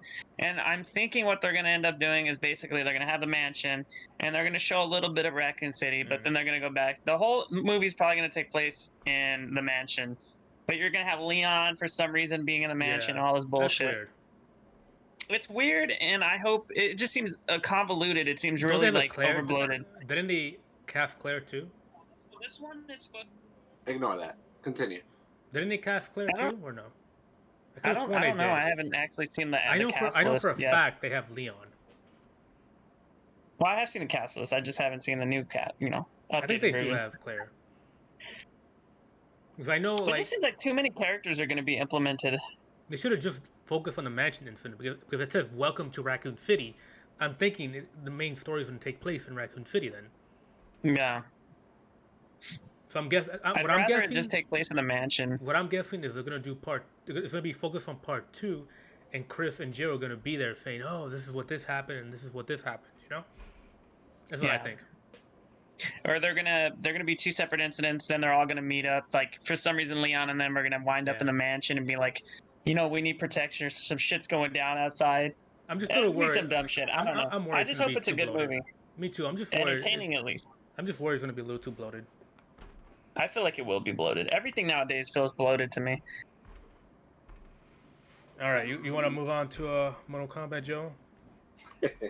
I know you have things to say about that movie. Mortal Kombat, starting with Spidey. Oi! You know what? I'll say it. I'm trying Joe, to get Kano. Spidey, I did like this movie, but I do have problems. Oh shit. Okay. Do you want me to go? Same here. Go first. Go first. Do you want the main event to go first? Yeah, go first. Oh, okay. Yeah. The main event seems like go. No, this is a Ride 24 review. I didn't like the movie in the end. I hope you like the detail. Memories. Memories. Good memories. I remember that. I forgot what movie it was, but I'm like, oh, I'm hyped to see what Silverado's review is gonna finally be. Like, yeah, 15 seconds. I'm like, efficient. This guy predicted TikTok videos. This guy what? He predicted TikTok videos, but having a really short video. There you go, guys. I invented TikTok. Oh, that could be a good or bad thing. Before I start on Mortal Kombat, right? I think, Fred, I understand now why you liked that one guy from that guy with the glasses who was really bad at narrating. What do they call him? What was his name? Phaelus or whatever. Yeah. He talks like this for some reason. It's really strange manner of speaking. Yeah. So I always thought that was fucking irritating, right? And I'm just like, how does Fred hear this man speak? It's so great. Different people, man. Just different. And then, I started getting into, my work days are long, Reddit stories, and there's this one guy who's just so bad at narrating. Okay, wait, are these the stories that are like scary type of stories and shit? Or... all kinds of stories, right? I think I might. Is it like mysteries? From my wife to like paranormal stories. To it's like, am I gonna piss my pants? I might know who you're talking about. I've been wanting an excuse to do that all day. No, you don't know because it's not horror related. It's not horror, but it's like mysteries and things like that. Or... No. But I have subscribed to channels like that, like Reddit Aliens and Reddit and Radio TTS and stuff like that. But that's how it started, right? Mm-hmm. There's a channel called Mr. Reddit, right? Because I'm amused by the I don't work here ladies subreddit stories and the choosing beggar and Karen stories, right? This guy, there's something off with him, right? He he impersonates the Karens in the stories. That's all good, right? It's the manner in which he speaks that is so grating and fucking weird, right? I totally despise the way this dude narrates, but I keep watching it, right? And then he overly censors the stories that just completely pussifies them, right? Like he censors every insult, any bad word with the word jerk, right? So, for example, if he's reading subreddit, I am the asshole, right? Am I the asshole? Sorry, it's am I the jerk? And so I'm just like, this guy's getting paid basically to say the word jerk like 50 million times in every video, right? So fucking stupid, right? And then the manner in which he speaks is like the parody of a news anchor or a talk show game host, right? And I believe that I've grown to enjoy hate watching him, right? For example, he talks like this. And this is a total normal way to completely talk. Silverado, how was your day? It was fucking It doesn't brilliant, matter you how bloody your day asshole. was. My day is okay, great. okay then. Let me read you a story. Honey, would you like to have some intercourse tonight? It's just like, You're gonna ask me twice. why are you speaking in such a weird just talk like a normal fucking person? And then, dude, like, I could pull up one of his videos right now. It's such a grating way to speak. Sounds fucking awful. Why the fuck do you watch those? I think like I said, I just know him. It's his channel where he speaks in a fucking weird manner. Or he narrates in a weird manner, because whenever he reads a story and he starts corpsing and then you hear him talk normally, I'm like, oh, this is much more enjoyable. But like, your fake California newsman voice is really bad and sort of those pauses, those little tiny like 2-second pauses. But I'm no better because I am watching him with an ad blocker, so it's not like I'm giving him money. But like, part of me, I'm also a fool, right? Because I'm hearing him. But I think some part of my brain enjoys hate watching him. I don't know how to explain it. It's the best I got. But after that, I was just like, oh, maybe this is how Fred managed to like hear Phaelus, or like maybe this is how people hear Phaelus. They enjoy hate watching him. Nah, like, bro. Things that bother you don't bother me as much, apparently. I understand that. It's not that fucking extreme. But I now, at least for me, understand how I could watch a terrible narrator. There's a guy who does like mystery videos, like about paranormal monsters, Bigfoot, that type of shit. That sounds awesome. That sounds awful. That sounds awful. And everybody in the comments are like, "What are you talking about?" And I could see because he like enunciates things like weirdly. I could find you a video. It's just funny. Hold on. Yeah. Find one. I'll start with this douche first. And douche. Wow. He sounds like a douche. He sounds this like fucking guy. I can't stop watching his videos. Though. Sound like? I'm gonna play one of his videos right now, and oh my god, so bad. All right, hold on. Let me. Preparing my ears. All right, are you ready? Mm-hmm. For his pretentious newsman voice. Go ahead. All right. Let's do it. Hey, Mr. Reddit here. Welcome back to another episode of r/Entitled Parent Stories. Our first story we'll be reading today. Entitled Mom wants to let Entitled Kid drive my new car. After that, Entitled Neighbors make my life heck. I return the favor by getting them raided. And after that, am I the jerk for insisting my sister gets a prenuptial agreement? Now, for every thumbs up this video gets, one Karen has to eat a McDonald's fry. Oh, I love McDonald's. That's been sitting for 3 years. You know what he sounds like? Oh wait. No, you know what he sounds like? He sounds like a commercial, Yes, come back next week and see what happens. He sounds fake.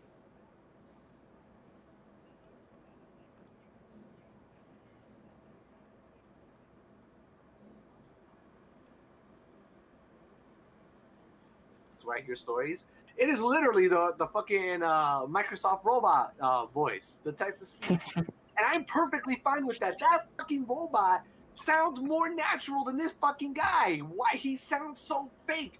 People don't talk like that. I think I know what it is. It's Skynet. They're running that YouTube channel. They have to be taking over. Well, no. It can't be, because then they would do a better job. Yeah, but here's the thing, though. It still got you to love him. Isn't that the thing? Maybe like I said, I don't know. Maybe perhaps I'm no better, right? You hated it at first, and now you just like watching it. It's kind of like Illuminati. It's the robot I Illuminati. always hated his narrative. Maybe it's just I don't. Perhaps it's because my day is so long, right? And I would rather not hear. I would rather not hear any other surrounding noise. So I'm just like, this is the second best thing. So I'll just take it by default, right? But I've never enjoyed his narration at I all. would love to see him narrating him taking a shit or something. Oh, I just sat down on the toilet now. It's just like, why are you speaking with such weird enunciation? Dropping a deuce in the toilet now. It Sounds hurts. I have a hemorrhoid. He sounds like such a tool. I just read the fucking story like a normal person, you dick. What I about, know we're a little bit off topic. Let's get back to Mortal Kombat now. No. Fred wanted to show me, I guess. No, this dick. I can't find it, but the thing is, I don't think he's putting on a voice. I think that's his actual voice or something. Well, this is how I mean, he. it might be does Bayless talk like the way he talks? Like, Uh, when he talks not to really. you, he talks to like, this is how he normally communicates. Nah, it's funny. He has like such a persona, but when he talks normally, he's such like a. You describe him like me. He's just quiet and like just talks normally, I guess. Just I I funny. want to see him go through fast food drive-throughs. Yeah, there you go. Can I get a number 3? Could I get a number 3, please? No, that's this guy. I was talking about Bayless, but Which whatever. one's famous? Because I watch Nostalgia Critic all the time. I just don't see any of the Really? side content. That guy, awkward haircut, beard, usually wore Oh, like okay. khaki. I know who you're talking You about still now. watch Nostalgia Critic, Silverado? No, what is it? You still watch the Nostalgia Critic? Yeah, I watch Nostalgia Critic, and I fucking love Red Letter Media. Right now, Well- I only watch Red Letter Media, and that's it, honestly. Yeah, I listen to them every fucking day when I'm at work. I download a podcast or something, or like something half in the bag or something, and I put it on while I'm outside Do pushing you watch carts. do you listen to their Bandcamp audio Actually, commentaries? I paid for one of those. You don't I have think to, it was one of dude. their things. I paid for one of them Just go to because I was Bandcamp. gonna download it. Just go to Bandcamp and put it on. You don't have to pay for it. That's what I do. Oh, I paid for a commentary. It was like a 2-hour long commentary for a movie. I just don't remember the goddamn movie now. Shit, Just go Red Letter Media Bandcamp, and you'll find all their commentaries. I definitely am gonna check that out. Fred, Mhm. there, I need to pick your brain. So, like we discussed privately, I'm gonna get a VR headset, right? Don't worry about money, not an issue. For porn. Of course. Again, I don't even know if they're on VR. You would have to ask Fred, not me. No, it really is. They have VR versions of that. I don't fucking know. But I do. I've had a VR headset before, only for that main reason. so, Fred, so my idea is I think that the technology has reached the point where the existence of VR technology is justified. So I would be interested in getting one. Like I already told you, I think it would be cool. Just try it out, especially like take a couple of edibles and then fucking when it kicks in, get in VR. See how it feels. Straight up, I really want to try it. Take a You couple end up breaking your TV and shit that way. take a couple of hits on your pen and no, because the fucking guided the assistant the assistant AI that controls your movement wouldn't send you crashing into the fucking TV unless there was a bad actor who got in the way between communication of the headset and the computer. Thanks, Disrupt. The VR channel that I really like watching. But and I want to go back to the days of like early XBLA Netflix. Do you remember when we like used to be able to go into a theater room and fucking Yeah. The watch parties. and the watch parties? Yes, They have that on VR, don't they? Yeah, they got that on the Oculus. Yeah. Oh my god, I'm gonna go buy one. They have them at my work right now. yeah. So because of that, Buy 'cause one tomorrow. I remember us like, what is it? Oh my god, getting into the theater room and watching really bad movies or bad TV shows like. It was Mall Cop amazing. America. It's like, didn't we? It was Jiggy who found out that like they were so cheap that they had to use midis for the entire soundtrack, and I think it was Silverado who caught them using fuck. What's the champion theme for Rocky? Is it gonna fly now? Yeah, I know. what you mean. Is it that one? Yeah. Or is it this? Is it? Are you talking? Oh yeah, that is it. That's the Rocky theme song. Yeah. That's what. All right. So they're playing a MIDI version of that because they're too cheap to license 10 seconds of the fucking song, and it's all about like somebody finding like a bike cop finding a fucking missing car in a giant empty parking lot. I'm like, this show's so stupid. I love it. But I've heard that like shit like that is on VR, so I really would like to return to that. Right? Just like, hey, everybody has VR, man. Let's fucking watch Thanksgiving or something. Oh, I'm so down. Thanksgiving 3 is the best. They have more? Yeah, they only have 2. They have Thanksgiving 1 and then Thanksgiving 3. This is the one with the turkey, right? Yes. Yeah. Okay. There's no sequel to part 1. It's literally Thanksgiving and then Thanksgiving 3.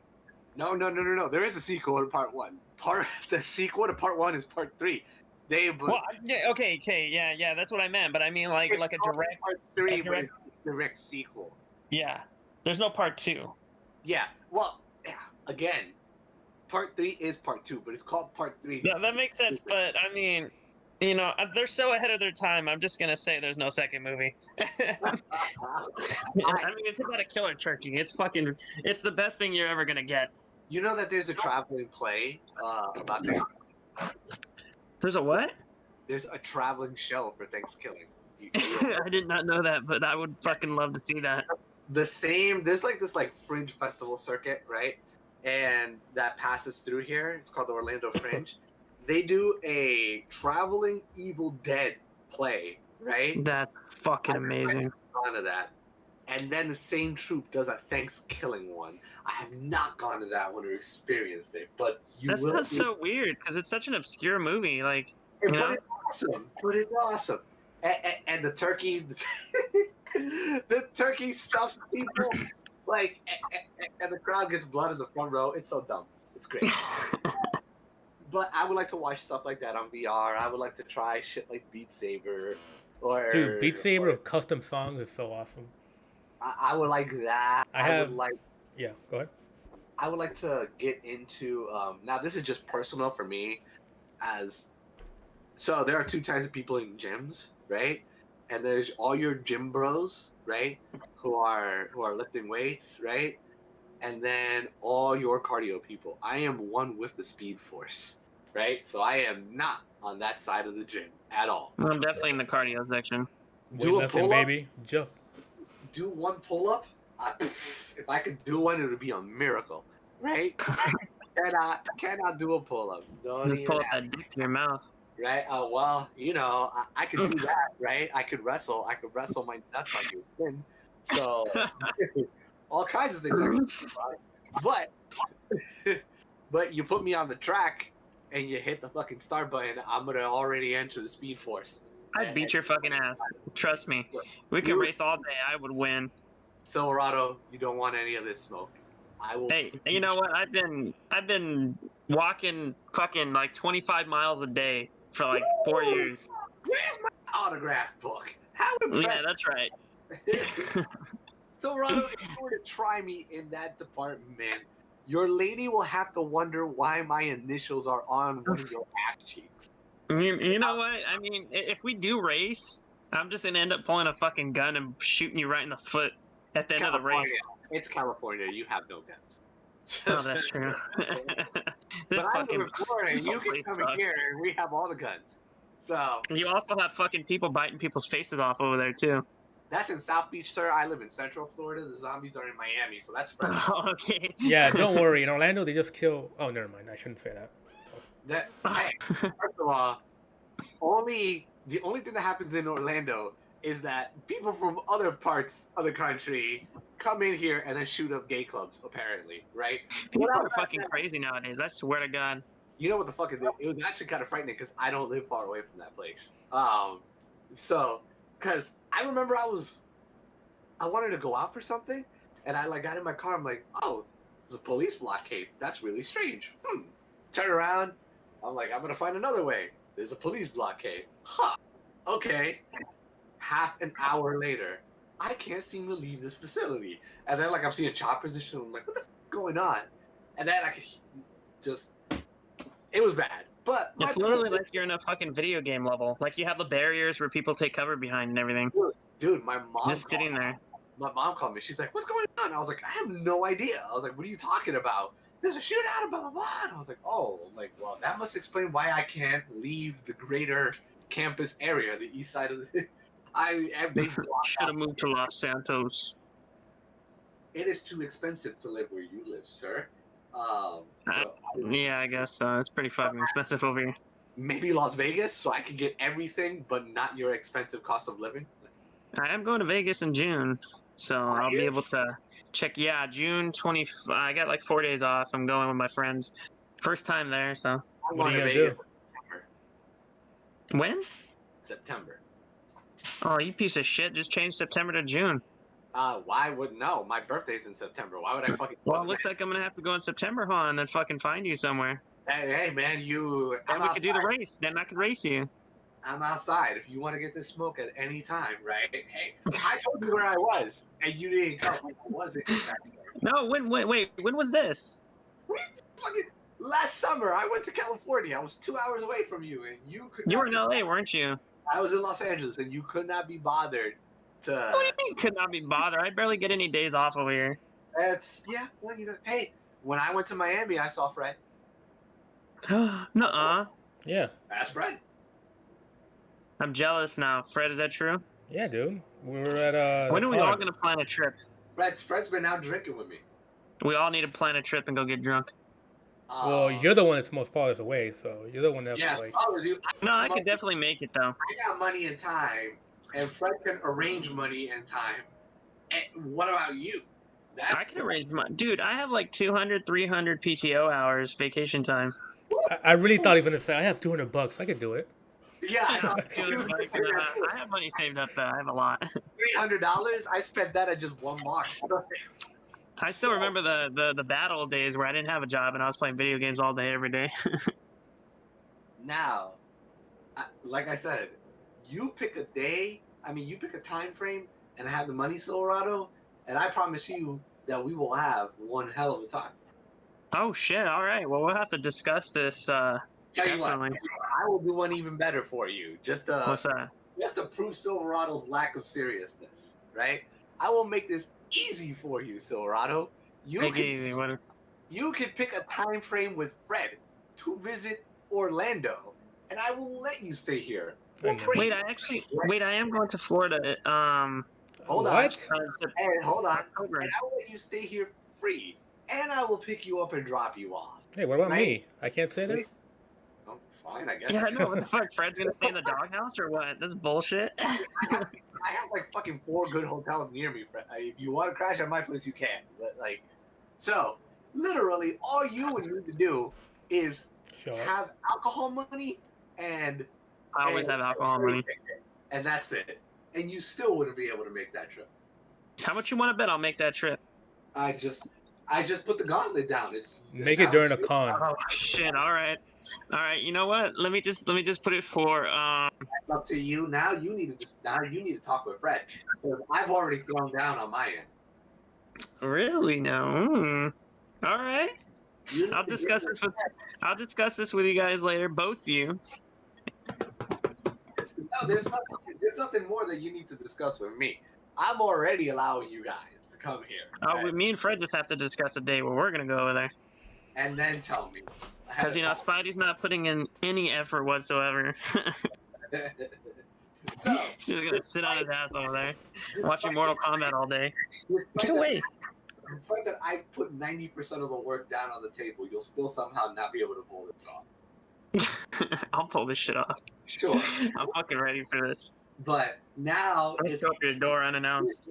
it is recorded now on his. It is recorded history now. If you don't do it, I'll give you a full year to do it. Right? Oh, You have 1 full year, or the remainder of the year, to somehow pull this off.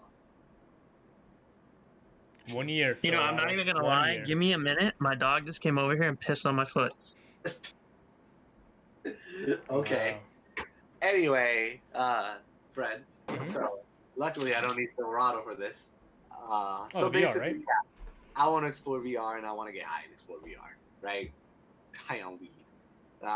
Thank you So- for clarifying. Well, might mean like some people might be like high on meth. Like it's not the type of chill vibes I'm talking about. Anyway, what do you suggest? What do you think is a good price? Like, give me your insight, because I am a noob and no expert in VR. I would say the best is the Oculus Rift 2. You're what? The Oculus Rift 2 is probably the best. It's the most popular one, and it's the one that's getting like the most like things. It's the easiest one. You don't have to plug it in. You put it on, turn it on, and that's it. What is it? Is it a device itself? Does it connect to your phone? You can connect it, but honestly, bare minimum, just turn it on, put it on, and that's it, and you're ready to go. Does it require my phone? It doesn't. No, nothing, dude. Okay, it's a unit itself. Exactly. Okay. You can connect to your phone, connect it to your computer, but you just need that thing by yourself. Connection, right? An internet connection? Not even, I think. Just no. I'm saying if it's interacting with my phone console, then I guess it would be via what, Bluetooth or Wi-Fi, or both. As well, I'm sorry, I couldn't hear you. How does it interact with my phone, via Wi-Fi or Bluetooth? And then it interacts with the console via Wi-Fi. With the computer, I need the cable. No, I mean a console. The console itself, yeah, Wi-Fi. Yes. All right. So it can connect to my PS4. I don't know. I don't think it could, honestly. So if PlayStation, for example, let's say if there's Resident Evil 7 VR on PlayStation, I can't use the Oculus to play it. I don't think so. I think you need you need that PSVR to play that game. I think because it's its own thing. Different entities. So Oculus has its own store. It's basically Oculus is like its own gaming system, kind of. Yeah. Okay, so no. What makes Oculus better, the Oculus Rift 2 better than any of the other ones? Again, like I'm not like I know trying what you mean. I'm just like asking investigative questions. Yeah, because the PSVR, you need that console. You need that thing to be on. The Oculus, you don't need anything. It's literally its own thing. Okay. And it's you're limited. The PSVR, you're limited to whatever is on that store. The Rift has a lot more. It's on the Oculus store. The Oculus store has like a lot more stuff than the PSVR stuff. So that one's kind of like what an open source type platform where anybody could just push it in. There's even a thing called SideQuest where the Oculus Store is games and things that are approved by the Quest team, right? SideQuest are games that are there that are not approved yet, but are pretty much full-fledged games. It's even more. Interesting. So it's kind of like Steam in a way. Are AAA titles ever on it? On SideQuest, no, because it's like indie developers. But again, people make. I mean, on Oculus. Yeah, games on Oculus. Those type of games, like the biggest game there that are like graphics and whatever, all that stuff is probably like the Walking Dead game. The best of the best is probably the Half-Life game, but you need to be connected to your computer to play that. Which you can. If you have a computer, you can buy a Quest, right? You can buy an app called Virtual Desktop, and that streams your computer to your Oculus, so you don't need a wire even. Oh shit, that's crazy. So you can watch Netflix through your Oculus and all that. You could do shit on your computer through your Oculus. So hold on. So I could be in my living room, right? Mm-hmm. Be connected to my PC Yeah. via what? Bluetooth? Yeah, I believe that's what it is. And then freaking like my computer, like if my computer's on, Yep. on my actual TV like monitor, you'll actually see movements and manipulation that I'm Exactly. doing on. Yeah. That's fucking amazing. The only problem, it's a little janky with the controller because less clicking is a little hard to do when you're there. That's the only problem I don't like. It's a little difficult. Interesting. Can you watch like live sporting events or like TV on it? Whatever you see on the monitor, you can see through your Quest. So I could just like one of my like streaming sites to like watch anime or like Yeah, exactly. or like, illegally stream a movie, and I could basically see it on my Rift. They have little environments that if you put, they have little environments, right? That it makes it seem like you're in a room or in a movie theater, which is pretty cool. Yeah, That's awesome. So I could be like, oh, yo, son, I downloaded the Demon Slayer movie, dub. You want to go watch it? And then like, we could be simulated into a room, right? That makes us feel like we're all together in one living room to watch the movie in real time. That maybe I'm not sure though for that. I've seen people do that though. I've seen virtual reality little things on TikTok where people are in a room, you know. But we could watch movies together. Or we could basically like we could watch interactive content together in real time. Kind of similar to. I know what you mean. That I'm not sure yet. I know they have an app, Oculus Rift, where you can watch movies and things like that. But for the virtual desktop, I'm not sure. Yeah. I gotta look into that though. Huh. Wow. Okay. And then like, what are there like chat rooms and stuff where you interact with like other people's avatars, kind of like there's interact with like a normal person, but kind of like in a fucking Ready Player One type scenario. There is VR chat. It's kind of like that, but not as advanced, obviously. Huh. Okay. Cool. And like what? Like, you design your avatar, or like is it based off? No, people make their own shit. There's like furries. There's like fucking Goku. Shit like There's that. a lot of weird shit on there. Hell. So you could like encounter like all kinds of personalities and weirdos and shit on. Basically, yeah. You're never gonna want to leave the house ever again. I mean, shit. I already don't want to leave the house. Fuck. Again, like, it's not super. I can send you a video of how it looks like. You think you're talking about VR chat? Mostly what you see is a lot of anime-looking chicks on VR chat. A lot of anime chicks? Yeah, they're probably voiced by guys. I've never done it. I'm not into that really, so you know. Is a female behind that anime chick avatar? Well, if you'll find out when they speak. Is there anyone that looks like a giant taco just asking for a friend? Maybe. I'm pretty sure you can mod your own. Because I'm waiting. I want a bean and cheese burrito right now so bad. That sounds appalling.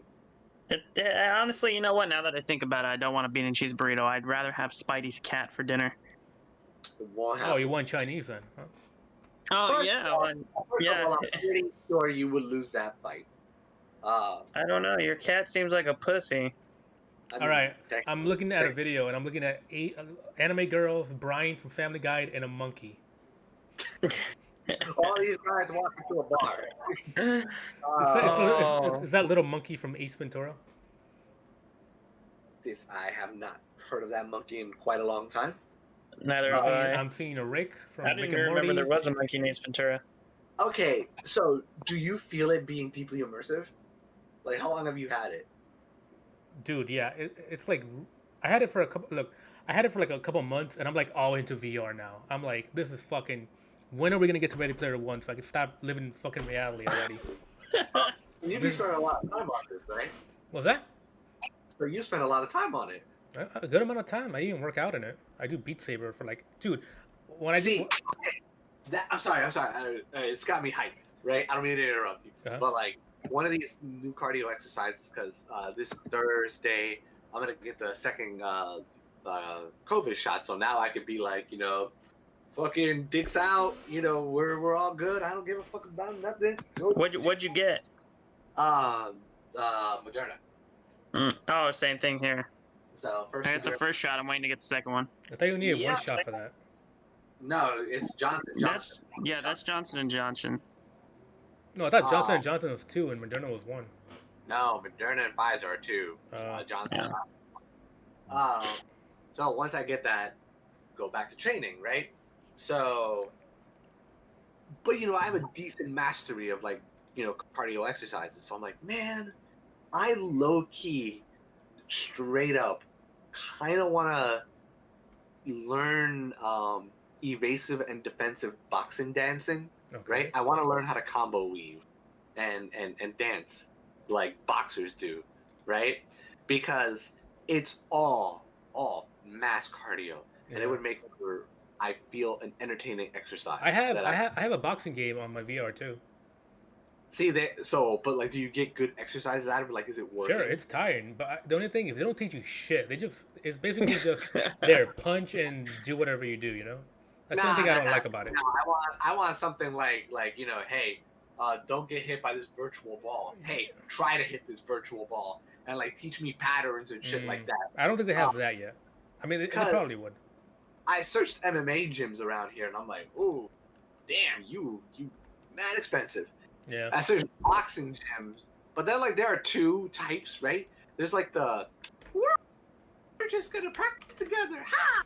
And then they're like that's like where Karen goes after her 9 to 5. After she's done complaining to the manager about someone. Yeah, and then there's others that are a little too serious, if you get me. And it's like $220 a session or like an hour. They're all yelling in the gym. Yeah.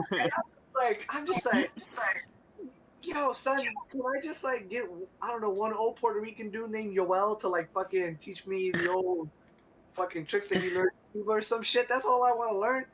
I don't intend to fight nobody. I just want to learn how to fucking bob and weave. For that boxing game, like you have to move around so they don't hit you. Like you can go full 360, but it's that they don't teach you nothing. You just like, hey, you just don't get hit and punch the guy back. That's the only problem. Okay, do you get an exercise out of it? Dude, yes. 3 rounds, you're like fucking tired. Oh shit! So you get Here, a good yeah. I'll show you the video. Oh shit! Okay. Does it come the Oculus? It comes with the headset thing, but does it come with like the little controllers for your hands or what? Yeah, of course. You get For fucking $400, they're I'm gonna better. buy one tomorrow. I work tomorrow, so I'm gonna go check it out. Use my discount. but there is hand tracking too, though, so you can just use your hands. So they are That's cool, hand like, tracking. Yeah. What the fuck? This is the future. So it has like cool workouts that you could do with it. Yeah. Like actual workouts, There's not even- like and the Wii bullshit. Like There's in the side quest, there's a game that's not in the Oculus Store. It's the side quest, which is legit just a working out thing where you gotta like do like squats, like punch the air, like do push-ups and shit like that. huh? Interesting. Okay, I could really get behind that. That Dude. has me. But Beat Saber, I'll literally be there for like, oh, let me do 10 minutes, and it's like 40 minutes later. Isn't it a sword fighting game? It is basically like lightsabers. But the best part is when you have your own custom songs. When I'm fucking there jamming the Sonic songs, I just can't stop, man. Do you like what? Did you have to like purchase them or like? You can purchase songs, but again, if you just like mod it and put your own and find songs, it's amazing. Dude, So you probably like work it out to like the Sonic 06 soundtrack. no, dude, I do fucking Sonic Adventure 2. That's what I do. Sorry. And dude, when you have Doom on there, you're just like, fuck, you just want to like kill shit, man. That shit is fucking amazing. The The cool soundtrack for that game is phenomenal. The cool thing is this guy modded it so it looks like you're in a fucking cathedral with red lights just like coming everywhere. It's amazing. Oh, so like super metal looking. Yes, dude. There's another one that 666 like flies in your face. GC. There's one guy that made a Star Wars one. It's like it's not like it's TIE fighters, but they're like wireframe and shit. So you're really getting like you're like doing deep dives into this. Dude, I've been doing this the last couple of days. And it's Bullshit. Like, this is like super fun. fucking future for you. All right, man. Yeah. See, this is what Disrupt talks about. Like, and that's why I want to get into this while stoned. Oh my And God. some of the games are good. The Walking Dead game is good. The Half-Life Alyx game is like the best. It looks the best, has the best controllers, the best. Like there's one part where I'm looking out and like, holy shit, this literally looks like I'm outside. Oh, What the fuck? I really want to experience something like that. and the other things that I want to do is that like pop-up museums or like these crazy exhibits or like I science heard shows about that them. I haven't done are it, doing- but I heard about them. are doing like fucking VR yoga and VR displays. There's right now the Orlando museum has an exhibit on Van Gogh, and it's all fucking. They have this whole thing set up, and it's all done via VR, right? You could get in and experience it. The Louvre did this whole thing too. They scanned the whole fucking Louvre and you can see the entire thing in VR. Fucking crazy. So I would love to see shit like that. And then what I think Travis Scott and Post Malone also did Concert? real-time concerts too in Fortnite VR. I don't know too much about that, but I know that it was like a live concert. They have this is like little thing too. They have where they put like a little like somebody like there's this one little video where it's like you on top of a skyscraper, or sitting down near a skyscraper, where you underwater looking up at whales fly by. Shit, do you ever get like a sense of vertigo? A little, yes, dude. There's one game. It's called Boneworks, which it's kind of like almost like a Portal game with guns, and you're jumping off things. My legs get a little like my brain's like, oh shit, prepare for impact, that type of thing. Oh snap! Okay. You break your game, you break your leg in the game, you break it in real life. I mean, at the beginning, dude. Okay, now you're on some sort of online shit. Okay, look, I never get sick. I've never gotten motion sickness, but Boneworks for some reason it gets me a little sick, a little queasy. Dude. And I've never gotten motion sick before. Dude. But that game gives me a little bit of vertigo, a little bit of sickness. Can you imagine if you take? I don't know if you have like a smart system, a smart home system. Nah, I don't have one. Okay, so well, I have one, right? But could you imagine, like, I don't know, just getting in a nice place, if you get my drift, getting putting in a VR headset and then using your Amazon thingy, I'm not gonna say the name, to give you sound or music corresponding That'd be cool. what you're hearing. Or does the headset cover your ear too? It doesn't, but it's like Okay, so wait a minute. So if you're seeing a movie, how are you just hearing things normally as externally? Yeah, but it's like close to your ear. Like for me, it sounds really good. But you can plug in a mic too, and headphones. Crazy. That would feel super. Can you do AirPods? Do you think AirPods would actually? I think so, Yeah. Well, yeah, maybe. if it can connect via Wi-Fi and Bluetooth, we should be able to connect to a headphone. Well, my laptop doesn't connect to AirPods really well, even though it's a $900 Acer Nitro. It's really fucking nice. Is it a good laptop? It is a good laptop. It actually plays everything, including GTA 5 at the highest specs. Okay. I thought It's someone very had good. some I'm looking shit at from videos and it says you can connect your AirPods and things like that. What? To the laptops? No, to the Quest. Oh, okay. I mean, I don't know how well it's gonna look, but I have these big Turtle Beach headsets or whatever that I could probably use. Yeah, you can put them over your ears. You can get giant headphones. They'll work pretty well. So basically, this is highly suggested by Fred. Yeah, Fred highly 100%. I'll answer that. I'm gonna buy one tomorrow then. There's two models. There's one that costs 300 and there's one that's 400. The 300, Yeah, the based 300, yeah, on memory. The 300 is like 32, and the 400 is 64. yeah. I'll just get the 400. Also, okay, there's some things too. The strap it comes with is awful. You gotta buy like another one it's a lot better. It's like a weird thing that goes on the back of your head. It's called the Elite Strap Pro, and instead of it being like a strap, it's like a crank that like it fits your head a lot better than the strap that comes with it. You will have to remind me of that. in Yeah. the fall. You're gonna remember when you're like, damn, the strap's kind of a little uncomfortable. Believe me. So then, yes, I will be getting one of those for my birthday in the fall. I am sold and stoked and very much looking forward to this. All right. I don't want to say we stalled, but we've accidentally derailed this far enough. We crashed completely. Get over here. Dun, dun, dun, dun, Moral dun, dun, dun. I am not fond of this movie. Holy shit. This movie fucking enjoyed bad. it. God, then you are I liked it. you are a nice. No, I merciful literally enjoy it, but I was like, why Okay, Fred. I'm like, why are they making these choices? I should not clown you on liking it. I like stupid movies too. True. Please tell me you're aware that this movie's a fucking mess. It is. Dude, I have no reservations. It is a mess. Okay, cool. Then we're all good. I don't want to have these stupid moments where you just like, at everything that you've learned, there's no possible way that you could think that that. Did you guys notice any of the editing problems? Because I noticed them. That's the majorly. main thing. That's Listen, Yeah. this movie, right? It besides the scenes with Scorpion and Sub-Zero, right, that are shot to look like a fucking movie, like professionals, right? Everything else looked like a YouTube video, short movie. Yeah, no, not even. It looks so fucking amateur. It just weird, like just static, lazy moves, lazy shots and juxtaposition was just all off. The aspect ratio shifted. Moments where it just threw you off. Lazy camera work. It and then production wise, man, it looks super cheap. Yeah, it didn't have high budget.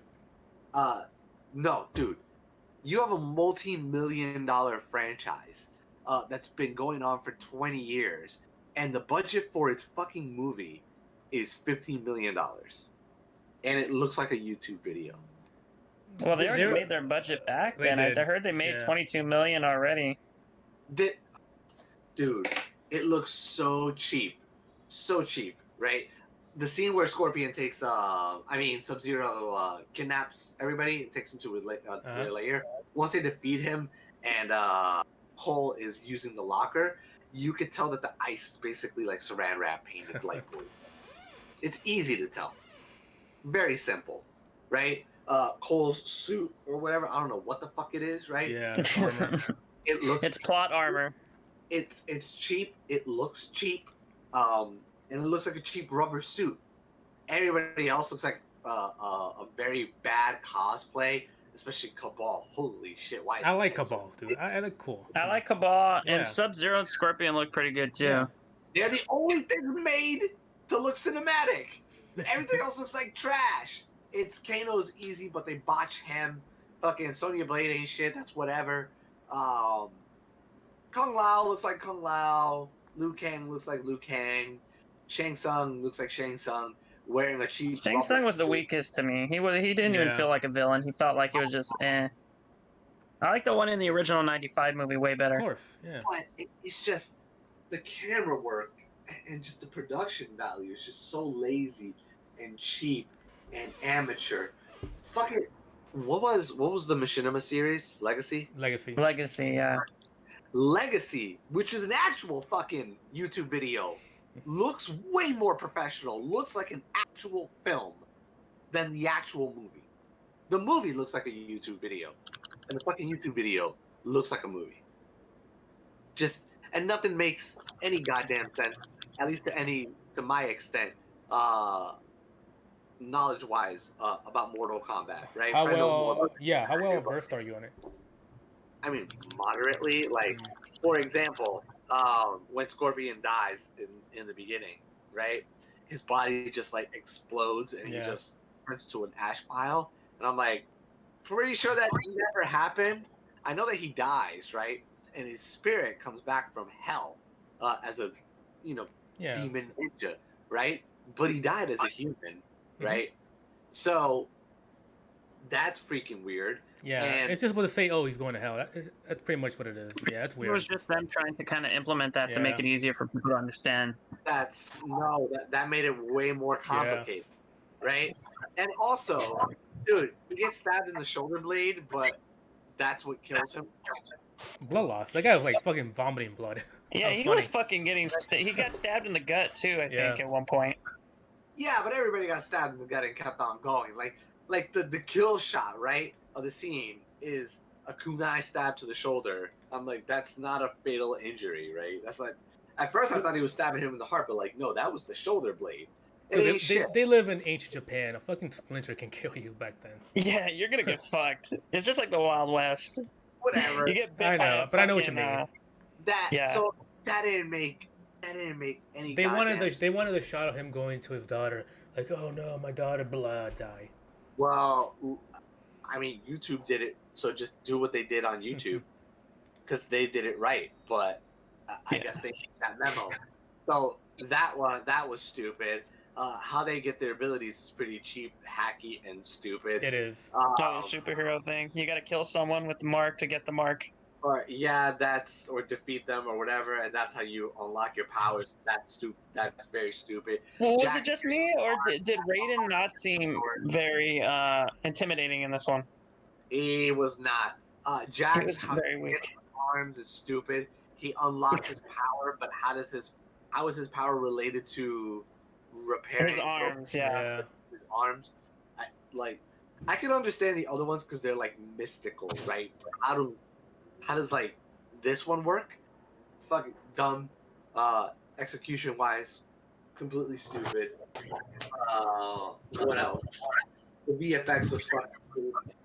Here's my main problem with the movie, and it was and the CGI looks terrible for that scene. Also, I don't remember Reptile being completely invisible. well, no, that was one Oh, of he his was. kind. That wasn't Reptile. He even mentions the guy. Yeah. Shang Tsung says the name of the creature, but I don't remember what it was. And Reptile can turn invisible. Yeah, Oh, all right. I mean, I know. Well, yeah, but they don't do the whole. he's part of his species. Well, it sure looked like Reptile, but all right, then I'll let that go. How they get their powers is freaking dumb. The humor is cringy at best. Most I thought it was jokes pretty funny. don't land. What else? Pacing is all over the place. There is no plot structure whatsoever. No I agree with that. There's no it does not happen in the actual movie. The tournament is not happening. So I don't know what we're watching. We never even get to the tournament, right? So there's that. That just flies right out the window. So I don't know what they're fighting for. That don't make any fucking sense. The characters that interact and align with each other also don't align or interact with each other in the same manner in the video games. So I don't know why they thought that would work in the movie. I thought the fight scenes were kind of weak. The fight scenes were weak. You know, they were They hyping it up and bloody. And I've seen way better on YouTube. No. If you want amazing fights, everyone needs to go out and check out the Raid 1, the Raid 2, and there is another movie that Sub-Zero is in called The Night Comes for Us. Definitely check those out. Way better fight scenes. Faster pace. They don't look choreographed. They're real fight scenes. Bad choreography. Yeah, it looked like choreography. It looked like the training sessions. Yeah, like Iron Fist season 1 bad. I mean, weren't that bad, not that no. bad. Fuck no. Iron Fist was terrible. The Defenders had terrible choreography as well. They were, dude, that was really bad in the movie. Also, who is Cole? Right? I don't know. Yeah. God. I didn't mind him. He was such an annoying character. I didn't They mind should've- him, but why? Why do we need a new character? Just focus on Liu Kang. That's what I thought, dude. Actually, for the first 20 minutes, I thought that was Liu Kang, right? Until Liu Kang came, and then I'm like, well, who the f is this? And I'm just like, wait a minute, have I not played enough Mortal Kombat? And I'm just like, all right, I guess he's a new character. And then I come to find out, all right, he is new to the series, right? Because I'm just like, oh, what's the drunken master from Iron Fist doing in Mortal Kombat? So he was in it. I forgot. Yeah. So he's freaking pointless. The dialogue, just terrible writing. Like I said, there's no story or pacing. It's really just get the fight scene. That's it. To facilitate. Man, the fight scenes weren't even like worth it half the time, except for the Sub-Zero Scorpion fight scene, which was fucking awesome. Yes, that's it. Aside from them, it doesn't matter. The soundtrack and sound it was very design, amateurish. super amateurish. Yeah, sounds weren't connected. Clashes weren't connecting. But then the music, it couldn't decide if it wanted to be EDM, techno, fucking house, or like Avengers level fucking score. Yeah, or techno. And it's just trying to shift between them. The tones weren't there. The tone wasn't there. Fucks up the tone. Which, here, I'll give you the answer. The whole thing should have been techno. Because it's Mortal Kombat. So that was problematic. I like the cast. They're all fine actors, but it's just poorly directed and bad writing, bad script, just bad shit to work with. The fight scenes outside of Scorpion, Sub-Zero mattered. and their Scorpion himself basically has a cameo, and they like basically kind of scale him down, so to speak. Because you think once he comes back as Scorpion, he's gonna fuck shit up, right? And the manner in which he appears is stupid, but whatever. Scorpion's here, right? The manner in which he appeared was fucking like I was getting hyped as soon as that happened and the music started playing. I was like, "Holy shit!" Cool, right? And then you expect him to start whooping a lot of ass, and then he needs help taking on Scorpion. I'm Sub-Zero. Nah, he should. Well, Sub-Zero was fucking like he was a beast in this movie, so I can kind of understand that. Scorpion is an undead zombie. Yeah, I guess I can see the point there, but Sub-Zero still had like. Been fighting already. Like, I mean, I think Scorpion too. He was basically just like they kind of had to nerf him a little bit, just mainly because they needed a fight scene. You can't just, just have him killing the shit out of someone really quickly. You got to have a fight scene. He should have whooped that ass. Oh, he did to a certain extent. Dude, he barely beat him. They nerfed him so much. Just they needed to take out Cole Young and just focus on Scorpion, Sub-Zero, and the regular characters. And also, I didn't like the fact that they needed to take off their masks to talk. I'm like, dude, you spoke when you said get over here. You spoke in Japanese, right? Now all of a sudden you need to keep taking your mask on and off. Just keep the mask on.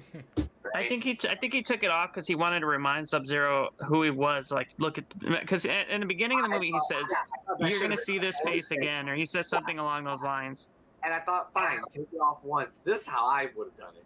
Take it off once, show his face, and then show his demonic rotted face, and then put his mask back on, and then get over here, and then start the fight and hit me with the techno beat. That's how I would have done it, right? Now their engagement was cool when Cole came in. It's like whatever, right? But it sufficed. And then the movie just like suddenly ends and sets itself up for a sequel. Dude, it's like bare minimum horror movie length, like 90 minutes. It moves at lightning pace. And it was pretty fast paced, yeah. The movie sounds and looks like it belongs in the late 90s to early 2000s. And some of the fight scenes were like not even a minute long, and the choreography to those fight scenes was kind of like lame. Like honestly, like I don't know if you guys caught this, but in the Kano and why am I blanking on her name? Sonya. The Kano fights, huh? Sonya. Yeah, Sonya Kano fight, when they jump out of the window at the end of the movie and they break the window, there's this weird cut where it doesn't show her or him kind of recovering, but it just automatically shows her crawling away. And then like it shows him crawling at her, and then it just cuts to him holding her neck. You huge unnecessary jump cut. It was weird. It was such a like the editing was so bad, but the movie to me, like I really did enjoy it. I just wish the fights were better. I wish the choreography was better. I definitely wish they focused more on Liu Kang and everyone. And Goro complete CGI, you can tell completely. I didn't mind that. Poorly rendered, and they made it look like a bitch. A bitch. I was like, wow. He was like a fucking hound dog in this one. He didn't even feel like a prince. He was just like, oh, look, you gotta go do this. Do the henchman. He wasn't even a character. He was just plot fodder. And here's the thing. I watched the movie last night, and I was high when I watched it, right? And I was having a difficult time enjoying the movie, right? And then today, I was talking to my friend. I was like, yeah, man, I don't think I like the Mortal Kombat movie, but I need to finish it, right? I was like, but I was high, and I don't think so, because usually when I am high, I enjoy things more, right? I don't tend to dislike something unless it's really, really bad.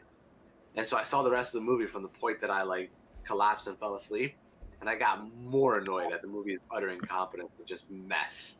So it truly is unsavable and an unpleasant experience. Just a bad movie. Oh, I'm sorry, guys. I think I have to make my exit. I gotta go with my mom somewhere real quick. This guy. Oh my god. No, it's she. She's got a doctor's appointment. We had some news this week.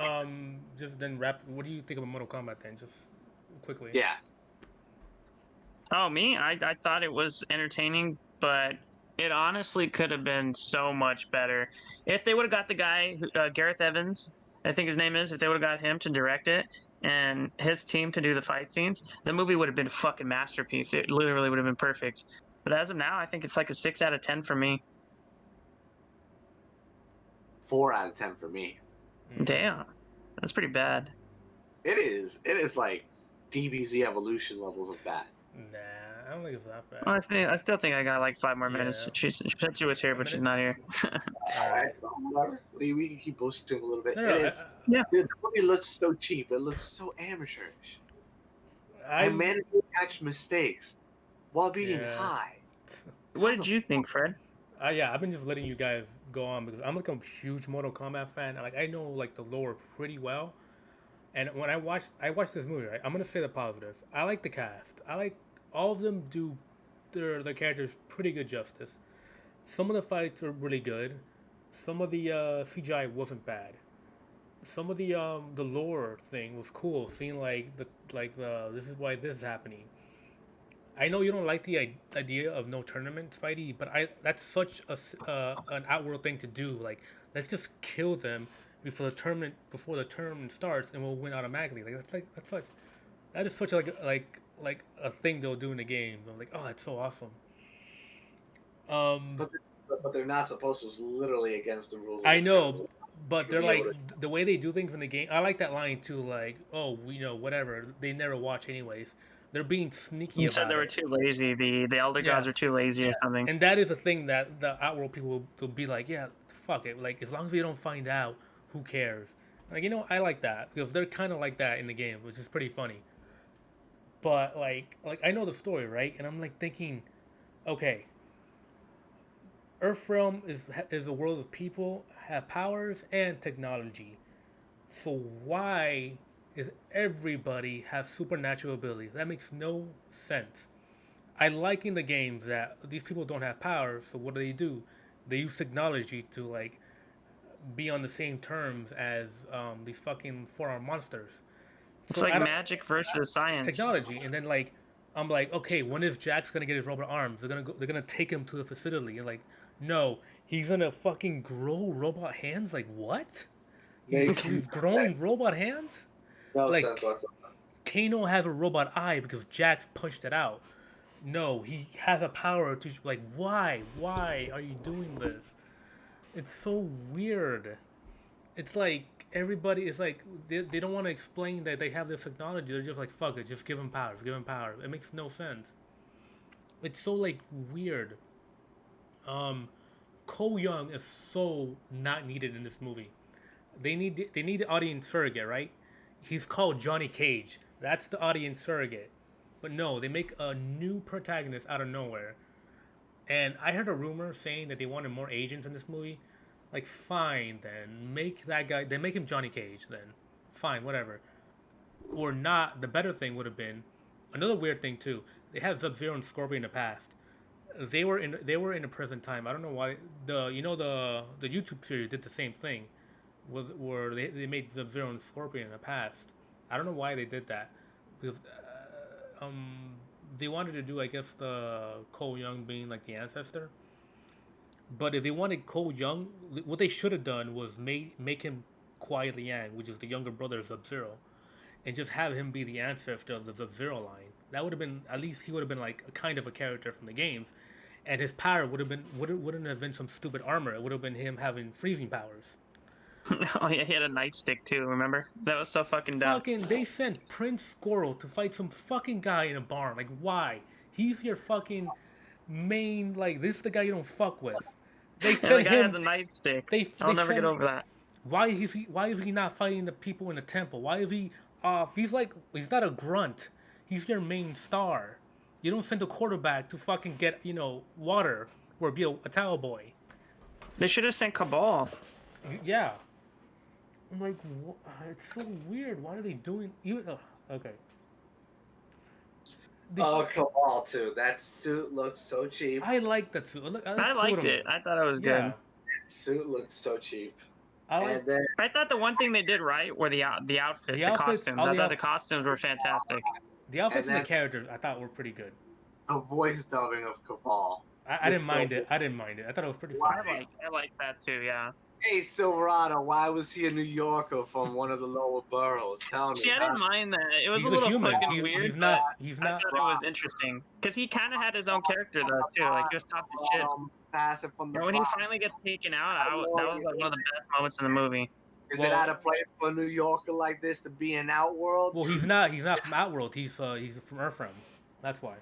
I mean, whatever. The point is, it was a ridiculous voice stuff. I didn't mind it. Also, yeah, the editing is all over the place too. I noticed there's some shots where it's not continuity. Some person will have their arms folded, the next shot their arms will be down. Like what? And then there's some really obvious ADR too, where it'll be off camera, and be like, oh, blah blah blah blah blah. Like wait, that didn't even match. Like dude, oh my god. Or when Liu Kang said fatality or whatever, you can kind of tell that was dubbed.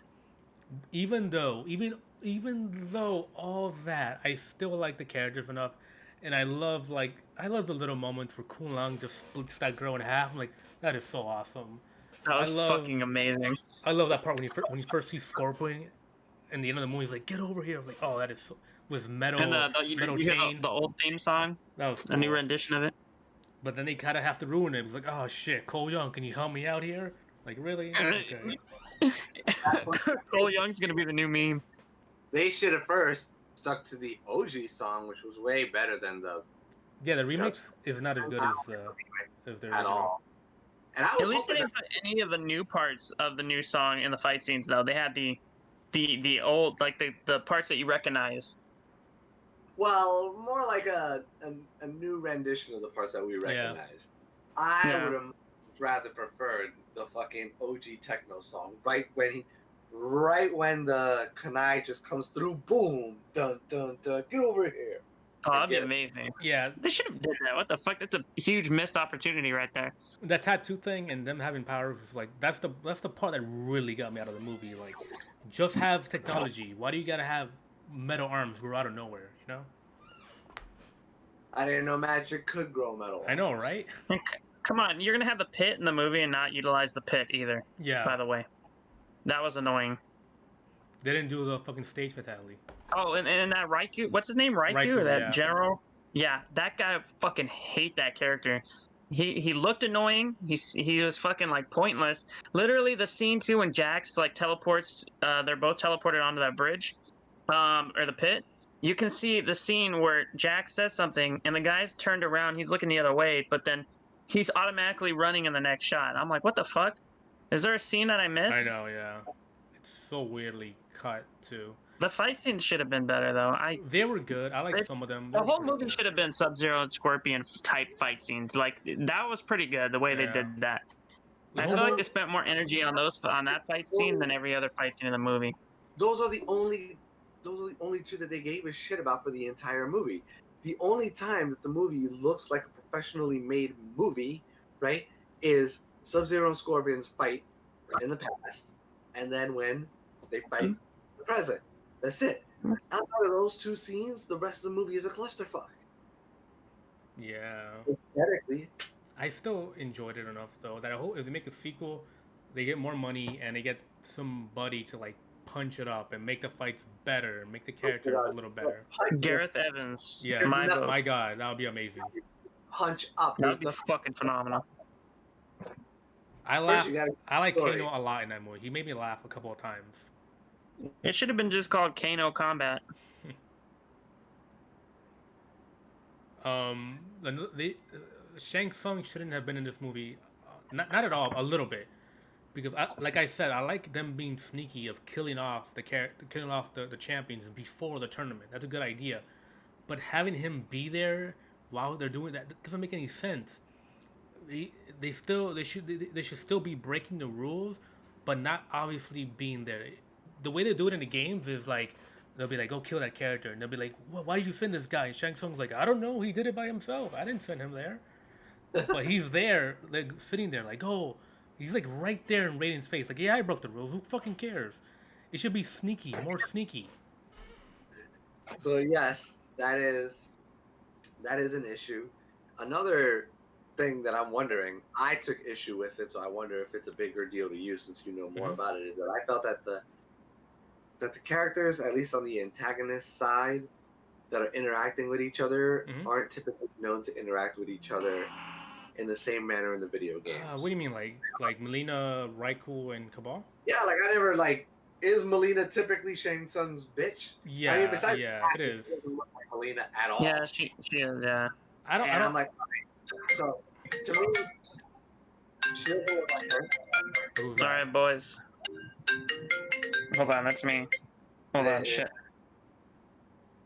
I gotta head out, guys. All right, all right. That's my resignation. Here's your severance Later, package. boys. Well, next Sunday for Silverado. Hopefully. For sure. So let me finish this off as I was saying. What was I saying about You didn't think the characters interact, which they do. They do interact. They Yeah, are. right. Because besides her not looking like Melina, I was like, all right. So is she typically Shang Tsung's bitch? Okay.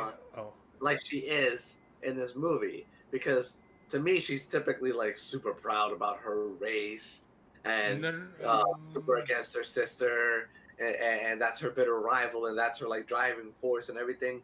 And here it's just like, I'm here, I have normal teeth that can turn fang-like, and I'm like, you hide them because they're always fang-like. Like, Here's the she's not thing. very fang-like. They are all part of the Outworld team. They are. It's Shao Kahn, right? And he like delegates. What is it called? What he gives like here's Shang Tsung. You do my bidding. So yeah, if she does work under Shang Tsung because he works under Shao Kahn. In that manner presented in the movie. Yeah, because he's like that. He's like you just follow them orders to do what you to conquer the realm. She is a clone of Katana mixed with Baraka's race, and she hates Melina. I mean, she hates Katana for having like the more beautiful face. So that's why it was kind of clever. I like that she has a normal mouth, and then when she got mad, it ripped her cheek, and that's pretty cool. Um, it made. For me, that didn't make any sense because I'm like, well, where did the fangs come from to begin with? Like, It was like sorcery and magic that they made it like that, like some weird like genetic shit using magic. cheap cop out. I mean, that's how it is in the game. Like she's just like a clone that they fucked up for some reason. I don't know why. Yeah, they're just there to do bidding. Like this is my team of Outworld. Just get it conquered. I don't care how you do it. Same thing with Raikou. He's just a guy working under them, and you don't see them interact in the game a lot, but they just get people that they get on their team. They don't care how. So yeah, it's kind of like, I know what you mean when they're like, "Oh, my lord" and shit, but she just follows her dad. It's not just that. I'm just like, she's not questioning him. She doesn't have an attitude about anything. She seems a little I know what you mean. subservient. On top of not looking like her, she's not talking shit about her beauty or about her sister or nothing. She's just I know they didn't mention her sister at all. a bland soldier. But yeah, I know what you mean. But she is kind of like she's only like that when her sister's around, I guess. And as the story goes along, she gets more and more like, I guess, quote unquote insane, because she's living in her sister's shadow and she's not there. So maybe that's why she's a little more calm. And they kill her in the movie too, which kind of sucks. But I think if they make a sequel, you're gonna see her again, and the explanation would be, oh, it's just another clone of her, of Melina. Oh. But I kind of like the way she looked in the movie, like especially when she got a little more angry. I mean, a minorly cool scene, but it only lasts like 2.5 seconds. Immediately, like she's taken down by Sonya with her powers. Where again, in the game, it's like technology, not some kind of supernatural shit. That really like flabbergasted me. I'm like, what? Okay, in the movie, he gets like a claw. Like, oh, cool. He's gonna get that metal put in, and have like the laser eye. But no, it's a superpower. It's so weird. Like, why? I feel like they just want to streamline it. Like, whatever. They just get their powers. It must be the same team that did the original Suicide Squad behind this, because the mentality is all there. Freaking missing acts. There's no, well, in this case, there's barely an act 1, and there's definitely no act 2 and 3.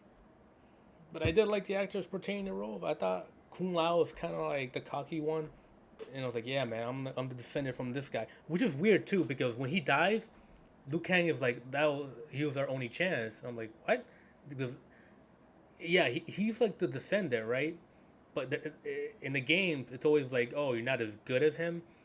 In the movie, I guess because he's the descendant of the great Kung Lao, he's supposed to be like the main, like the champion. But they don't really present that in the movie. So when he died, I thought Kung Lao was just sad that his friend died.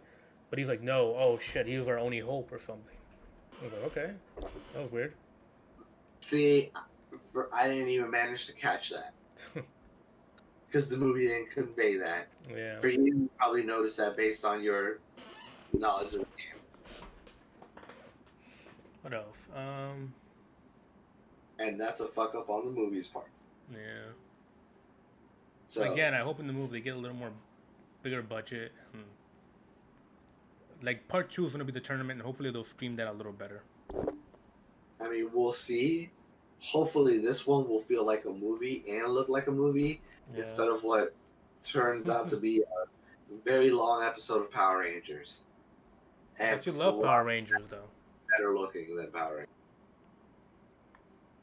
I thought you love Power Rangers, though, man. Yeah, I do love Power Rangers, but here's the thing, though. Power Rangers, each episode of Power Rangers isn't $50 million. If it was, holy fucking shit, imagine what it would look like. As opposed to this movie where it's $50 million, it's a goddamn disaster. At best, it looks like Power Rangers, which is made with, like, what, I don't know, $10,000? No, it's made of like $50, and half of it's the Chinese show. I mean, the Japanese show, sorry. I know I said Chinese. Yes, all the cool, expensive fight scenes are made from Japan. Like, can we have that? Thanks. And we'll shoot some scenes of them teenagers. And we got a show. Actually, one of the better seasons that ever came out in 2009 called RPM, where they actually took it seriously, decided to shoot a whole slew of new fight scenes. It turned out good? Yeah, it turned out good. I think it's partially because the season that they were adapting was a comedy season, right? And that season was like the darkest that's ever been done in Power Rangers. Like, it starts with humanity's already dead.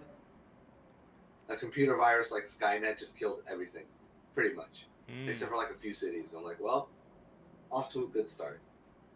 But it was the one with the treated with the biggest budget and the most seriousness.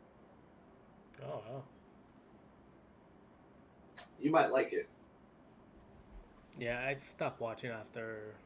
I was literally a kid. I was 4 or 5. I think I just stopped after the first one. I did like the reboot movie though a lot, actually. Yeah, I enjoyed it too, but apparently not enough people did. I know, right?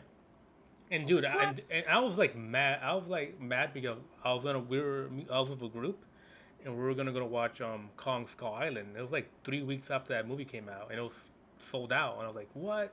We gotta watch Power Rangers? Like, oh fuck, man. I did not want to see that movie at all. But hey, man, by the end of the movie, I think it won me over.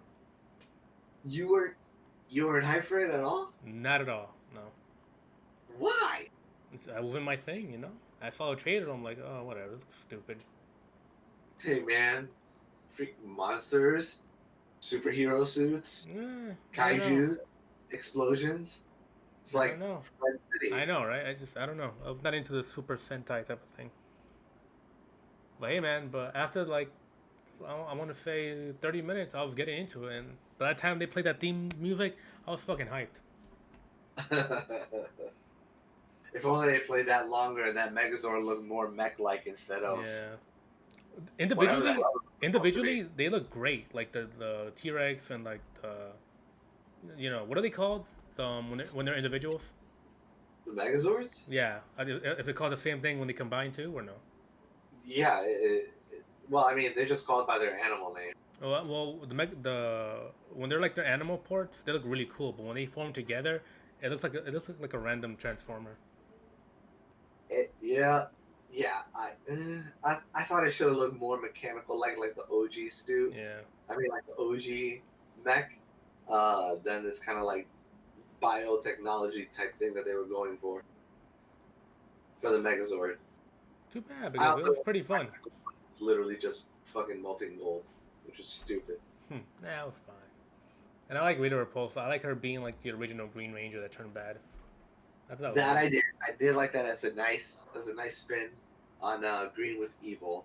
And I loved her chewing all that scenery. Yeah, she was great. They're fucking eating a donut, like eating a Krispy Kreme donut.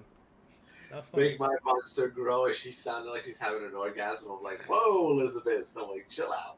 And I like in the beginning, she's like fucking ripping people's like teeth out or something. That was awesome. Oh yeah, because she killed. What is it at the beginning of the movie? She kills the Yellow Ranger, right? Yeah.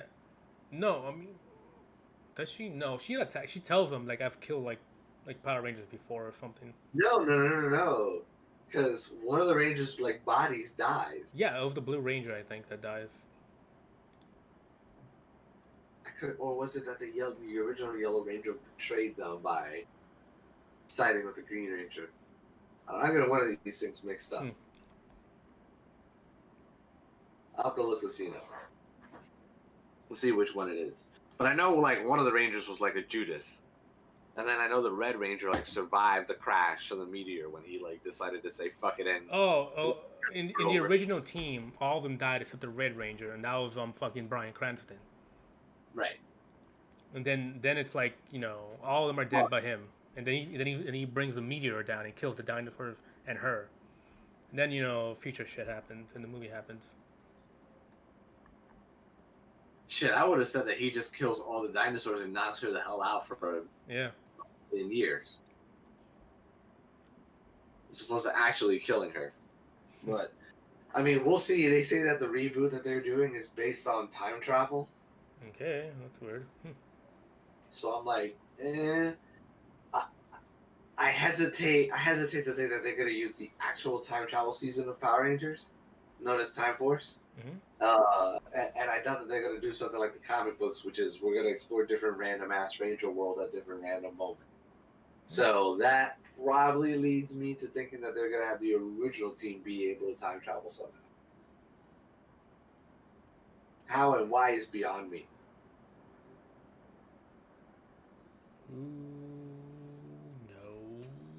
Who knows?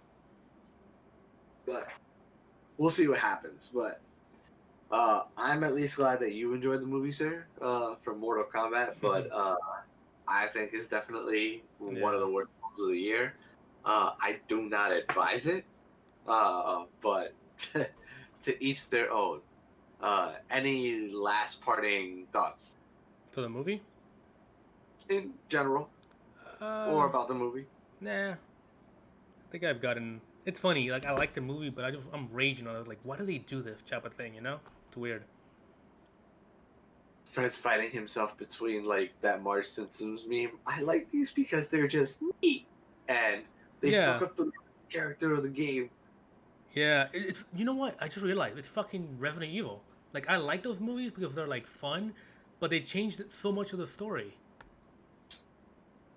I did not have as much fun with Mortal Kombat as I did with the Resident Evil movies. But the Resident Evil movies are stupid, right? Yeah. But at least they look like movies. You know, they're just like thematically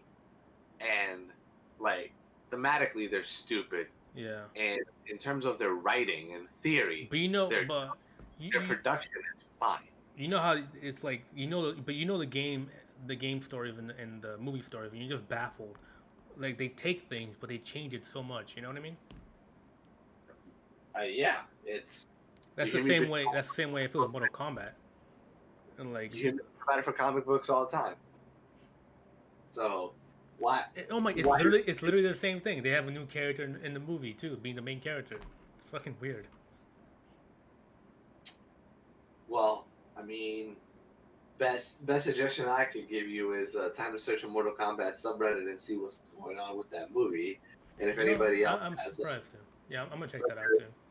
More information about that to find out why they chose to do what they did.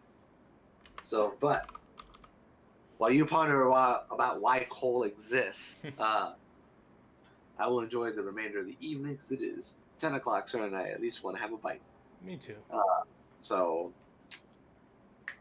let's jump on next Sunday. Yeah, Hopefully, I'm scheduled in the morning, not at night.